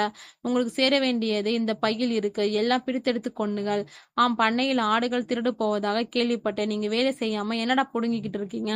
முனுசாமி, ஐயா அந்த மோகினி பிசாசுங்க தான் களவாடிட்டு போயிருக்குங்கன்னு பொய்யுரைத்தான்.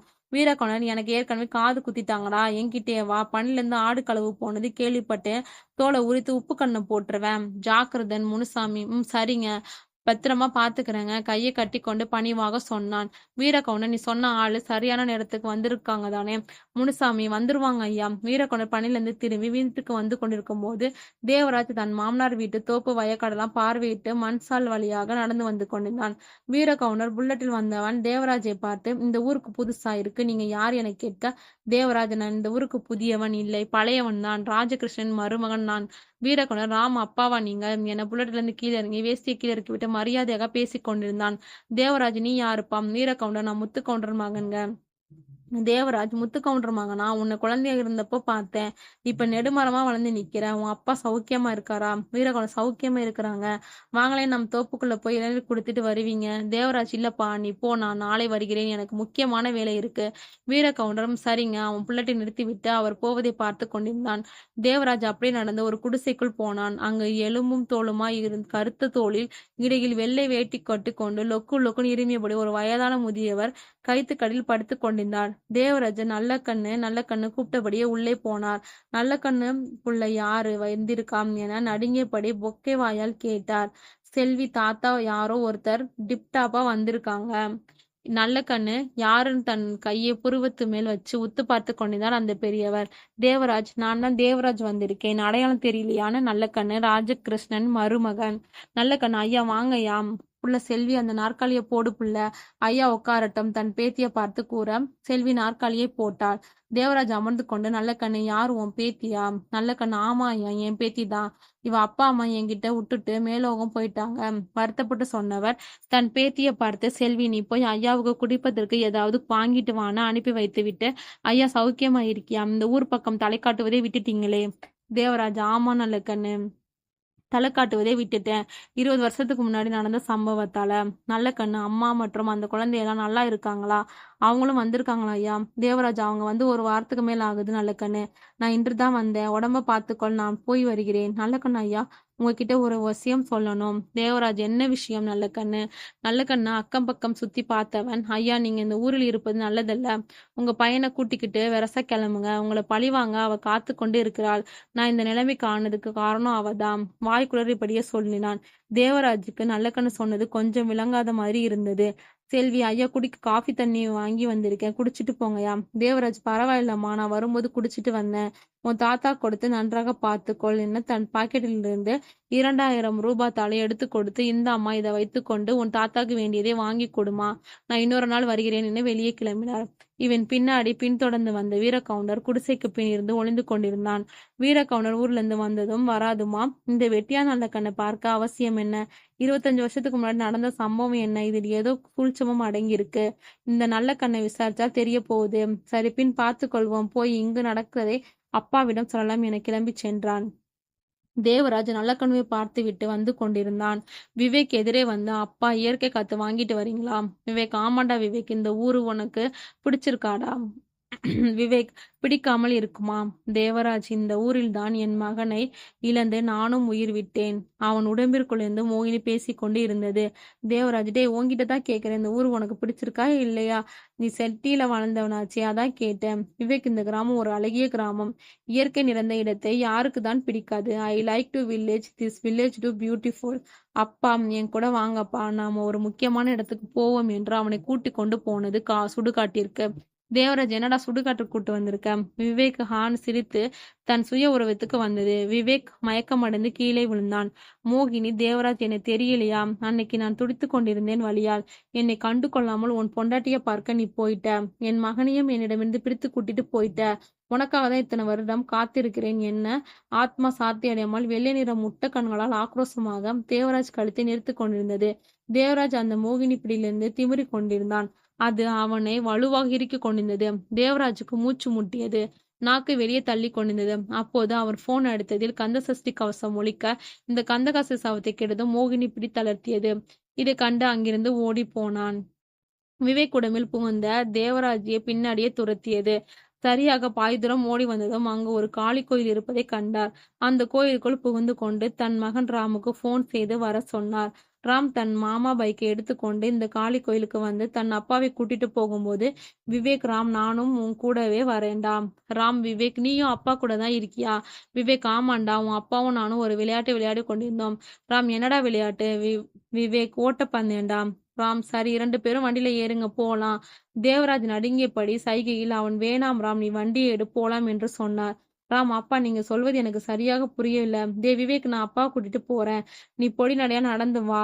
பைக்ல வரிசையா பறந்தான். விவேக், தேவராஜ் தப்பிச்சிட்டதை நினைக்காத. இன்று இரவு மோகினிகளுக்கு உகந்த அமாவாசை. இன்றே என் ராமை கூட்டிக் கொண்டு உங்களை எல்லாம் ஊரு தெரியாமல் அழிச்சிட்டு போக போறேன் என சிரித்தபடியே மாயமாக மறைந்து போனது மோகினி. தேவராஜ் வீட்டிற்கு வந்ததும் வெடவெடுத்து நடுங்கிக் கொண்டிருப்பதைக் கண்ட குடும்பத்தினர் என்ன நடந்ததுன்னு கேட்டார். தேவராஜ், சாரதாம், ராம், இங்கிருந்து கிளம்பலாம். இனி இங்க இருப்பது நல்லதில்லைன்னு பதட்டமாக கூறினார். சாரதா, என்னாச்சுங்க, ஏன் கிளம்ப சொல்றீங்க? தேவராஜ், கிளம்புங்க, கேள்வியெல்லாம் கேட்காதீங்க. ராம், ஏன்பா இப்படி நடுங்குறீங்க? என்னதான் நடக்குதுங்க? ஒண்ணுமே புரிய மாட்டேங்குது. நான் இங்க வந்ததுல இருந்து பாக்குறேன், ஒரே அமானுஷ்ய விஷயமா நடக்குது. நீங்க எங்க போனீங்க? அந்த குவாலி கோயிலுக்கு வெடவெடுத்து போய் நிற்க காரணம் என்னப்பா? கேள்வியா கேட்டான்.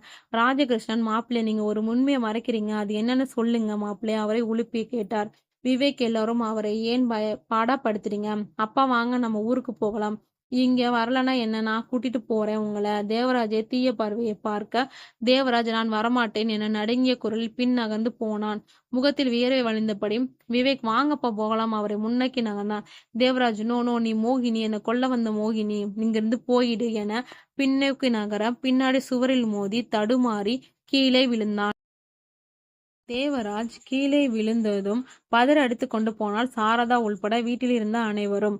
ராம் தன் தந்தையை தூக்கிவிட்டு, என்னாச்சுப்பா, உங்களுக்கு ஏன்? விவேக்கும் பார்த்து, பதறி போறீங்க கேள்வியா கேட்டான். தேவராஜ் விவேக் கண்களை பார்த்து அச்சத்தில் மோகினி என இழுக்க, சாரதா, என்னங்க உங்களுக்கு என்னாச்சு, இப்படி வளர்றீங்க? ஐயோ கடவுளே, ஈஸ்வரா, முதலில் என் பிள்ளை அந்த மோகினி பின்னாடி போனா, இப்ப இவரு இந்த நிலைமையில் இருக்கிறாரே, யார் அந்த மோகினி? எதுக்கு எங்களை இப்படி ஆட்டி படைக்குதுன்னு கதறி அழுது கொண்டிருந்தாள். ராம் விவேக் தோள்பட்டையில் கை வைத்து, விவேக், ஏன் அப்பா உன்னை பார்த்து பயப்படாரு, சொல்லுடா வற்புறுத்த. விவேக் ராம் கை வைத்ததும் அவன் தோள்பட்டை எரிந்தது. ராம், முதல்ல என் மேலிருந்து கையை எடு, ஆக்ரோஷமாக பெண் குரல் கூறியதும் கேட்டதும் அங்கிருந்தவர்கள் எல்லாரும் அதிர்ந்து போனார்கள். விவேக் கண்ணிலிருந்து தேவராஜ் உடம்புக்கு ஒருவித ஒளியை அனுப்பியது. தேவராஜ் மந்திர சுவிட்ட மாதிரியும் டேபிள் இருந்து கத்தியை எடுத்துக்கொண்டு ராம் கையில் இருக்கும் மந்திர கயிறை அறுத்து போட்டார். அவர் எதிர்பார்த்ததின் சமயத்தை ராஜகிருஷ்ணன், மாப்பிள்ளை, உங்களுக்கு பைத்தியமா பிடிச்சிருக்கு, அவன் கையில் இருக்கும் மந்திர கயிறை அறுத்து போட போறீங்க, தேவராஜை கடிந்தார். தேவராஜ், பைத்தியம் உங்களுக்கு தான். எந்த மோகினிக்கு பயந்து மந்திர கயிறு கட்டிவிட்டீங்களோ அந்த மோகினி அவன் உடம்புக்குள் இப்போ ஹஹா என பயங்கரமா சிரித்தது. விவேக் உடம்பில் இருந்த இன்னொரு மோகினி தேவராஜ் உடம்பில். மந்திர கயிறு அறுபட்டதும் விவேக் மயக்கமாகினான். அந்த மோகினி ராம் உடம்பில் புகுந்தது. ஏ சாரதா, யார் அந்த மோகினி என்று கேட்டியே? கரகரத்த குரல், என்னை நன்றாக பார் என்று ராம் உடம்பில் இருக்கும் மோகினி தன் சுயரூபத்தை காட்டியது. ராம் மோகினியாக மாறினான். அந்த மோகினி கண்கள் பிதுங்கிக் கொண்டு வெளியில் வந்தது. முகம் எல்லாம் வெள்ளை நிறமாக மாறி கோபத்தின் உச்சக்கட்டம் இருந்த சிவந்த கண்களோடு தன் நீண்ட கூரிய நகத்துடன் சாரதாவின் கழுத்தை பிடித்து இறுக்கி மேலே தூக்கியது. ஐயோ அத்தை, ராம் என்ன பண்ற? அது உன் அம்மா அருகில் சென்றாள் கீர்த்தி. சாரதாவை தன் பிடியிலிருந்து தளர்த்தி, இப்போ என்ன சொன்ன? யாருடைய அம்மா? இவள் எனக்கு அம்மாவாம்? சொல்லு. பல்ல நரநரன் கடித்து கொண்டு கீர்த்தி கன்னத்தில் பலார் என்று அறைந்தது. கீர்த்தி மயங்கி விழுந்தாள். கற்பகமும் சுவாதியும் பதறிக்கொண்டு கீர்த்தியிடம் போகும்போது ராஜகிருஷ்ணன், அம்மா, கீர்த்தி அருகில் போகாதீங்க, பூஜை அறைக்குள் செல்லுங்கள் கட்டளையிட்டார்.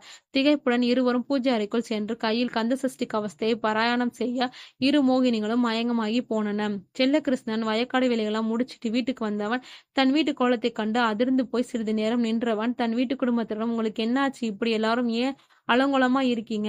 விவேக் மயக்கத்தில் எந்திரிச்சவன் நான் எங்கிருக்கிறேன் என வினாவினான். எல்லாரும் அவனையே சிறிது நேரம் முறித்து பார்த்தாங்க. விவேக், ஏன் என்னையவளே உறுத்து பாக்குறீங்க? சாரதா அழுதபடியே, விவேக், உனக்கு என்னப்பா ஆச்சு? அந்த மோகினி உன்னை எப்படி பிடித்தது? எங்களை எல்லாம் அந்த மோகினி வதைத்துவிட்டு அவரையும் ராமையும் கூட்டிக் கொண்டு போய்விட்டதுன்னு கதறி அழுது கொண்டிருந்தாள். விவேக்மா, அன்னைக்கு சமையல் கட்டுக்கு தண்ணி குடிக்க வந்த போது அந்த மோகினி கன்னத்தில் பலார்னு அரைஞ்சிச்சு. அது மட்டும்தான் தெரியும். அதுக்கு மேல் எதுவும் தெரியாது. ராம் எங்க? சாரதா ராம் ராம் என்று அழுது கொண்டிருந்தாள். செல்லகிருஷ்ணன், என்னம்மா ஆச்சு? வீடு இப்படி கந்தர்கோலமா இருக்கு. நீயும் கீர்த்தியும் மயங்கி இருக்கீங்க. நான் வந்து தண்ணீர் தெளித்து எழுந்திருக்க உங்களுக்கு என்னாச்சு என்று வினாவ, கற்பகம் என்னங்க சற்றமும் நடந்ததை கூறி ராமும் அண்ணாவையும் அந்த மோகினி கூட்டிக் கொண்டு போய்விட்டதுங்க. செல்லகிருஷ்ணன், என்ன மோகினியா என அதிர்ந்து போய் தன் போனை எடுத்து மந்திரவாதிக்கு போன் பண்ணி இங்கு நடந்த விவரமாக கூறினான். மந்திரவாதி, வீட்டை சுத்தப்படுத்தி வைங்க, நான் 1/2 மணி நேரத்தில் வந்துடுறேன்னு சொல்லி போனை கட் பண்ணியவர் 1/2 மணி நேரத்தில் வந்து நடந்ததை விசாரித்தார். சரி, பூஜை தயார் பண்ணுங்க, மோகினி ஆட்டம் முடிவுக்கு வந்து விட்டது. சொல்லியபடி வண்ணப்பொடிகளை கொண்டு காலச்சக்கரத்தை வரைந்து அதன் நடுவில் அக்னி ஹோம குண்டத்தை வளர்த்து மந்திரங்களை உச்சாரணம் பண்ணியபடி தன் கண்களை மூடி தியானித்துக் கொண்டிருக்க அந்த சக்கரத்தின் வழியாக அந்த மோகினிகள் எங்கிருக்கிறது என்று அறிந்து கொண்டார். அந்த மோகினிகள் சுடுகாட்டில் இருக்கும் ஒரு பாழடைந்த பங்களாவிற்குள் ராமையும் தேவராஜையும் கொண்டு போய் வைத்து ராமை பார்த்து சிரித்து கொண்டிருந்தது. ராம், இன்னைக்கு மோகினிக்கு உகந்த நாள். இன்னைக்கு நாங்க ஆசைப்பட்டது நிறைவேற நாள். உன்னை என் கூட கூட்டிட்டு போய் மேலோகுலத்தில் உன்னை வளர்க்க போறேன் ராம் அப்படின்னு அந்த கட்டிடமே அதிரும் அளவிற்கு சிரித்து கொண்டிருந்தது. மந்திரவாதி, இன்னைக்கு மோகினி அழிக்கவில்லை என்றால் அந்த 2 பேரையும் காப்பாற்றுவது கஷ்டம். செல்லகிருஷ்ணன், அந்த மோகினி இவர்களை ஏன் தூக்கிட்டு போகணும்? அந்த மோகினிக்கும் இவங்களுக்கும் என்ன சம்பந்தம்? மந்திரவாதி, சம்பந்தம் இருக்கு, அழுத்தமாக கூறினார். சாரதா, சாமி, என் பையனும் என் புருஷனையும் காப்பாத்தி கொடுங்க, தன் 2 கைகளையும் கூப்பினாள். மந்திரவாதி, அதற்காகத்தான் வந்திருக்கிறேம்மா, கவலைப்படாதீங்க, அந்த மோகினியால் அவங்களுக்கு எந்த ஆபத்தும் நேராது. ராஜகிருஷ்ணன், 2 பாத்திரத்தில் நிறைய நீர் கொண்டு வர சொல்லுங்கள் உங்கள் பேத்திகளை. ராஜகிருஷ்ணன், சரிங்க சாமி, அம்மா என சொல்லும் போதே இருவரும் கொண்டு வரும் தாத்தா கனத்த மனத்தோடு கூறிவிட்டு நீர் எடுத்து வர புறப்பட்டனர். மந்திரவாதி வீட்டிற்குள் அல்ல, வெளியே உள்ள கிணற்றுக்குள். இருவரும் சரிங்க சாமி. இருவரும் கிணற்றில் உள்ள நீரை எடுத்து வந்து சக்கரத்தின் நடுவில் வைத்துவிட்டு அமர்ந்தனர். மந்திரவாதி மந்திரங்களை உச்சாரணம் பண்ணி கொண்டிருக்க அதில் ஒரு பாத்திரத்தில் உள்ள நீர் வளையமாக சுற்றியதில் மோகினி உருவம் தெரிய ஆரம்பித்தது. எதற்காக அவர்களை உன் பிடியில் வைத்திருக்கிறார்? அவர்களை விட்டுவிடு, இல்லையே நீ எரிந்து சாம்பலாக வேண்டியதான் என அருகில் இருக்கும் ஒரு பொடியை கையில் எடுத்தார். மோகினி, நான் அவர்களை என்னுடன் அழைத்து போகத்தான் வைத்திருக்கிறேன். உன்னால் எதுவும் செய்ய முடியாதுன்னு ஏளனமாக சிரித்தது. மந்திரவாதி, நீ அவர்களை விடுவிக்க என்றால் நீ பஸ்மாகி போவான் என கையில் இருக்கும் பொடியை தூவினார். மோகினி உடம்பு எரிய ஆரம்பித்தது. எரிச்சல் தாங்க முடியாமல், வேணாம், நான் அவர்களை உங்களிடம் கொண்டு வந்து விடுகிறேன். மந்திரவாதி இன்னொரு பாத்திரத்தில் இருக்கும் நீரில் மந்திரங்களை உச்சாரணம் பண்ண இன்னொரு மோகினி வந்தது. நீ எதற்காக இவளுடன் கூட்டு சேர்ந்திருக்கிறாய்? மோகினி, நான் 2 நாளைக்கு முன் மாந்தோப்பில் தொங்கியவள். என்னை கொன்னுட்டாங்க. அவர்களை பழிவாங்கணும்னு இந்த மோகினியிடம் சொன்னேன். இந்த மோகினி என்னோட கூட்டு சேர்ந்து நான் சொல்வதை போல் செய், உன்னை கொன்னவங்களை பழிவாங்கலாம்னு சொல்லுச்சு. மந்திரவாதி, அதுதான் கூட்டு சேர்ந்தாயா? நீங்க 2 பேரும் அவர்களை கொண்டு வந்து விடுங்க என கையில் இருந்த பொடியை தூவ பார்க்க மோகினிகள், வேண்டாம், நாங்க கொண்டு வருகிறோம் என அவர்கள் உடம்பில் புகுந்து இங்கு வந்து சக்கரத்தில் உட்கார்ந்தது. மந்திரவாதி, எதுக்கு அவர்களை கொல்ல துடிக்கிறாள் மோகினி தன் கதையை கூற ஆரம்பித்தது. 25 வருஷத்துக்கு முன்னாடி நான் பக்கத்து கிராமம். இந்த கிராமத்திற்கு வருவதென்றால் சுடுகாட்டு வழியாக தான் வர வேண்டும். அப்படி நான் நிறமாத கர்ப்பிணி வேற. இந்த கிராமத்திற்கு ஒரு வேலையாக வந்து கொண்டிருந்தேன். வந்து கொண்டிருக்கும் போது சுடுகாட்டிற்கு வந்தவுடன் எனக்கு பிரசவ வலி ஏற்பட்டது. ஆள் நடமாட்டம் இல்லாத இடம் வேற, யாரும் இல்லை. அப்போது இந்த தேவராஜ் தன் மனைவியை காரில் ஏற்றுக்கொண்டு அவ்வழியாக வந்தான். நான் துடிப்பதை பார்த்துவிட்டு மனதில் இரக்கமே இல்லாமல் இந்த சுடுகாட்டில் தவிக்க விட்டுட்டு போயிட்டான். அவன் போனதுக்கு அப்புறம் நான் உன் ஆண்மகளை ஈன்றெடுத்து விட்டு அந்த சுடுகாட்டிலே உயிரை விட்டுட்டேன். போனவன் திரும்பி வந்தவன் என் குழந்தையை எடுத்துக்கொண்டு அவனுடைய செத்துப்போன குழந்தையை போட்டுவிட்டு போயிட்டான் என் பக்கத்தில். இவன் மட்டும் அன்னைக்கு என்னை ஆஸ்பத்திரியில் கொண்டு போய் சேர்த்திருந்தானா என் மகன் கூட சந்தோஷமா வாழ்ந்து கொண்டிருப்பேன். இரக்கமில்லாதவனுடன் என் மகன் வளர்வது பிடிக்கவில்லை. இவர்களுக்காக தான் இத்தனை வருடம் காத்திருந்தேன். தேவராஜை அழித்துவிட்டு என் மகனை கூட்டி செல்கிறேன். உரிமையபடி ராமை உசரத்திற்கு கொண்டு போனது. சாரதா இதை கேட்டதும் மயக்கமடைந்து போனாள். மந்திரவாதி அவனை விட்டுவிடு என மந்திரங்களை உச்சாரணம் பண்ணி அந்த மோகினி மீது ஒரு பொடியை தூவினார். ராமை கீழிறக்கியதும் மந்திரங்களை விடாமல் உச்சாரணம் பண்ணி கொண்டே இருந்தாள். 2 ஆத்மாக்களும் 2 குடுவையில் அடைத்து இந்த ஆத்மாக்களை இந்த பையன் கையால் கொடுத்து சரியாக 12 மணிக்கு அந்த மோகினி உயிர் விட்ட இடத்தில் புதைத்து விடுங்க என கூறியபடியே மயக்கமடைந்தவர்கள் நீர் தெளிச்சு எழுப்பினார். ராஜகிருஷ்ணன், மிக்க நன்றி சாமி. தான் கையெடுத்து கும்பிட மந்திரவாதி எக்காரணம் கொண்டு குடுவைகளை திறந்து விடக்கூடாது எச்சரிக்கை பதிவு செய்தார். செல்லகிருஷ்ணன் சரிங்க சாமி, மந்திரவாதி நான் உத்தரவு பெறுகிறேன் என நினைவில் வைத்துக் கொள்ளுங்கள். இன்னைக்கு புதைத்தால்தான் அந்த ஆத்மா சாந்தி அடையும். அந்த ஆத்மாவின் உயிர் அந்த பையன் கையில். ஜாக்கிரதை சொல்லிவிட்டு கிளம்பினார். மயக்கமானவர்கள் எந்திரிச்சு நடந்ததை கேட்டனர். விவேக் தான் பதில் சொல்லிக் கொண்டிருந்தான். தேவராஜ் சாரதாவிடம் என்னை மன்னிச்சிருமா, உன் குழந்தை செத்து போயிருச்சுன்னு தெரிஞ்சா நீ தாங்கிக் கொள்ள மாட்டேன்னு தான் நான் அதை உன்னிடம் மறைச்சிட்டேன். இந்த ஊருக்கு வராது காரணமும் இதுதான். சாரதா என்னங்க, என்ன போல ஒரு உயிர் துடிச்சு கொண்டிருக்க பார்த்து விட்டு வந்திருக்கீங்க. மனிதநேயம் இல்லாமல் எதுக்குங்க இப்படி செய்தீங்க? உங்க இரக்கமற்ற குணத்தால் தான் என் மகன் இறந்து விட்டான். அந்த மகராசி பெத்த பிள்ளை எனக்கு மகனாக கிடைத்திருக்கிறான். ராம் கையை பிடித்து என்னை உன் அம்மாவாக ஏற்றுக்கொள்வாயா என கதறி அழுது கொண்டிருந்தாள். தேவராஜ், சாரி சாரதா, நீ பிரசவ வலி துடைப்பதை பார்த்தவன் எனக்கு அந்த பெண்ணை பற்றி யோசிக்கவில்லை. சுயநலமாக இருந்து விட்டேன். ராம், என்ன மன்னிச்சு உன் அப்பாவை ஏத்துக்கொள்வாயாப்பா? இல்ல உன் அம்மாவை சாகறதற்கு தண்டனை கொடுத்தாலும் நான் ஏத்துக்கொள்வேன். மனிதநேயம் இல்லாதவன் நான். நீ எனக்கு தண்டனை கொடுத்தால் தான் என் மனக்கு நிம்மதி வரும். எனக்கு தண்டனை கொடுப்பா. ராம் கையை பிடித்து தன் கன்னத்தில் அடித்து கொண்டிருந்தார். ராம், அப்பா என்ன பண்ணிறீங்க? மனிதன் எல்லா நேரத்திலும் மனித நேயத்துடன் நடந்து கொள்வதில்லை. மனிதநேயம் இல்லாதவர்களுக்கு தண்டனை கொடுக்க நினைத்தால் இந்த உலகத்தில் வாழ்பவர்கள் எல்லோருக்கும் தண்டனை தர வேண்டும். எல்லோரும் மனித நேயம் உள்ளவர்களும் இல்லை, மனித நேயம் இல்லாதவர்களும் இல்லை. என் அம்மாவை கொண்டது நீங்கள் அல்ல, என்னை காப்பாத்தியதும் நீங்கள் தான்ப்பா. அன்னைக்கு நீங்கள் வந்து என் உயிரை காப்பாத்தாமல் இருந்ததால் நான் இன்னைக்கு எப்படி இருந்திருப்பேனோ? எப்பவுமே நீங்க என் அப்பா அம்மா, என்னை நீங்க மகனா ஏத்திக்குவீங்களாப்பா? தன் தன்னை தாயிடம் கேட்க ராமை தலைமை வருடிவிட்டு, எப்பவும் என் குழந்தை நீதான் ராம். உச்சி முகுந்தனர் இருவனும். வீரகவுண்டர் நல்ல கண்ணுவை அழைத்து கொண்டு வந்து இவர்களிடம் உண்மையை சொல்லும் முன் வற்புறுத்தி கொண்டு இருந்தான். நல்ல கண்ணு வீரகவுண்டர் மிரட்டியதில் பயந்து சொல்ல வாயெடுத்து, ராஜகிருஷ்ணன் எல்லாம் தெரியும் வீரகவுண்டரை, இவரை பத்திரமா வீட்டில் கொண்டு போய் விடுங்க. வீரகவுண்டர், உங்க பேத்தி ஒரு அனாதை பையில கட்டி வைக்க போறீங்களா? செல்லகிருஷ்ணன், இங்கிருந்து போங்க, அதை பத்தி நாங்க முடிவெடுப்போம். வந்தவர்களை துரத்தி விட்டார். மனதில் வன்மத்தை வைத்துக்கொண்டு அங்கிருந்து கிளம்பி போனான். இரவு 12 மணி ஆகியது. ராம் ஒரு குடுவையையும் விவேக் ஒரு குடுவையும் தங்கள் கையில் எடுத்துக்கொண்டு சுடுகாட்டிற்கு புறப்பட்டனர். தேவராஜும் செல்லகிருஷ்ணனும், நாங்களும் உங்க கூட வருகிறோம். ராம், அப்பா மாமா வேண்டாம், அங்க எது வேணாலும் நடக்கலாம், நாங்க சமாளித்து வந்து விடுகிறோம். நீங்க இவங்களுக்கு பாதுகாப்பா இருங்கள் என ஆறுதல் படுத்திவிட்டு கிளம்பினார்கள். ராஜகிருஷ்ணன் செத்த இருக்கலையும் என அவர்கள் கையில் கருப்பண்ண முனியம் காப்பை போட்டுவிட்டு, இந்த காப்பு உங்களுக்கு பாதுகாப்பா இருக்கும், போய் வாங்கன்னு வழி அனுப்பி வைத்தார். அவர்கள் குடிவை வைத்து சென்று கொண்டிருந்தவர்கள் சுடுகாட்டிற்கு. இங்கு வீரகவுண்டரும் வெளியூரிலிருந்து வரவழைத்த ஆட்களும் காத்து கொண்டிருந்தனர் ராமை அடித்து போடுவதற்காக. ராம் வீரகவுண்டர் நின்றிருக்கும் எல்லை கிட்ட வரும்போது வீரகவுண்டரும் அவன் ஆட்களும் வழி மறித்து நின்றனர். ராம், நாங்க உன் கூட சண்டை போட வரல, ஒழுங்கு மரியாதையா வழியை விடு, முக்கியமான விஷயத்துக்காக போய் கொண்டிருக்கிறோம், விபரீதம் மோசமாகிவிடும் எச்சரிக்கை விட்டான். வீரகவுண்டன், கீர்த்தியை நான் சிறுவையிலிருந்து விரும்பி கொண்டிருக்கிறேன். நேத்து வந்தவன் தட்டிட்டு போறியா? அவளுக்காக என் காதலியை கொண்டு தூக்கில் மாட்டியவன். உன்னை கொல்ல என்னால் முடியாதா? டேய், அவனை அடித்து தும்சா பண்ணுங்கடான்னு கட்டளையிட அவர்கள் ராமை தாக்க ஆரம்பித்தனர். விவேக் உடவியை கீழே வைத்துவிட்டு ராமை தாக்கியவரை பதில் தாக்குதல் செய்தபடியே, ராம், இந்த இரு குடுவைகளையும் எடுத்துக்கொண்டு போய் புதைத்துவிடு, இவர்களை நான் பார்த்து கொள்கிறேன். ராம், உன்னை எப்படிடா தனியா விட்டுட்டு போறது? விவேக், பரவாயில்ல, நீ எடுத்துக்கொண்டு போ, எனக்கத்தான். ராம் குடுவைகளை எடுத்துக்கொண்டு செல்லும் போது வீரகவுண்டன் வழி மறுத்து அவனை தாக்கி குடுவைகளை தூக்கி எறிந்தான். குடுவையில் இருந்த மோகினி பிசாசுகள் வெளிவந்தது. வீரகவுண்டர் கொண்ட மோகினி அவன் கழுத்தை நெரித்து ஒரு மரத்தில் தூக்கி மாட்டியது. கழுத்து இறுக்கி துடிதுடித்து உயிரை விட்டான். இன்னொரு மோகினி ராமை துரத்தி கொண்டிருந்தது. விவேக் அடியாட்களிடம் சண்டை போடுவதை பார்த்த இன்னொரு மோகினி அங்கு வந்து நிற்க அடியாட்கள் பயந்து போனார்கள். அவர்கள் தன் வாயுவால் ஊத அவங்க பயந்து போய் மரத்தில் தொங்கிக் கொண்டிருந்தனர். விவேக் அங்கிருந்து ஓட மோகினி அவனை துரத்தியது.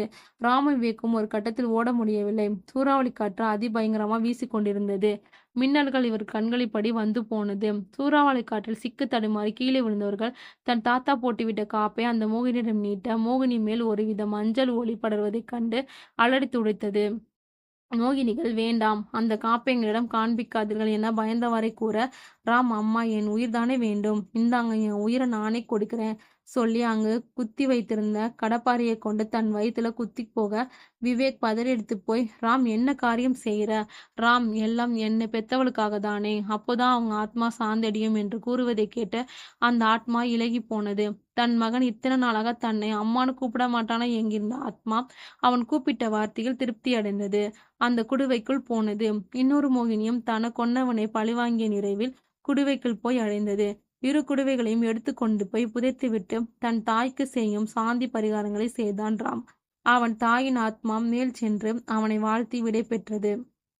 தேவராஜும் சாரதாவும், அப்பா ராம் எங்களுக்கு பிறக்கவில்லை என்றால் அவன் எங்கன் மகன்தான். உங்க பேரனா ஏத்துக்குவீங்களா? ராஜகிருஷ்ணன், அவன் எப்பவுமே என் பேரன்தாம்மா. சாரதா, உங்க பேரனுக்கு என் பேத்தியை இப்பயாவது கட்டி கொடுக்க சம்மதமா? ராஜகிருஷ்ணன், தாராளமாக. செல்லகிருஷ்ணன், கற்பகம், உங்களுக்கு இருவரும் நாளைக்கே நிச்சயதார்த்தம் வைத்து அடுத்த வாரம் முகூர்த்தத்திலே கல்யாணம் வைத்துக் கொள்ளலாம். இவர்கள் கூறுவதை கேட்டு ராம் கீர்த்தியை பார்த்து கண்ணசைத்தான். இங்கு ஒருத்தன் தன் காந்த பருப்பையால் அவளின் மைவிழி பார்வையை ஈர்த்து கொண்டிருந்தான். விழியின் வழியாக காதல் மொழி பேசிக் கொண்டிருந்தார்கள். இரு விழி பார்வைகள். விழிமொழி பேசிய போதும் வாய்மொழியில், உங்கள் காதல் மொழிகளை விரைவில் பேசுங்கள், நாங்கள் சம்மதம் பெற்று தருகிறோம் சொல்லி நண்பனை நிமிர்ந்து பார்த்தான் விவேக். ராம் என, கல்யாணம் முடியட்டும் நண்பா. விவேக், நன்றி நண்பா. ராமுக்கும் கீர்த்திக்கும் நிச்சயமாகி திருமணமாகி கல்யாணமும் முடிந்தது. சுபம். இந்த ஸ்டோரி உங்களுக்கு பிடிச்சிருந்தா லைக் பண்ணுங்க. நம்ம வாய்ஸ் ஆஃப் கேலக்ஸியா லைக் அண்ட் சப்ஸ்கிரைப்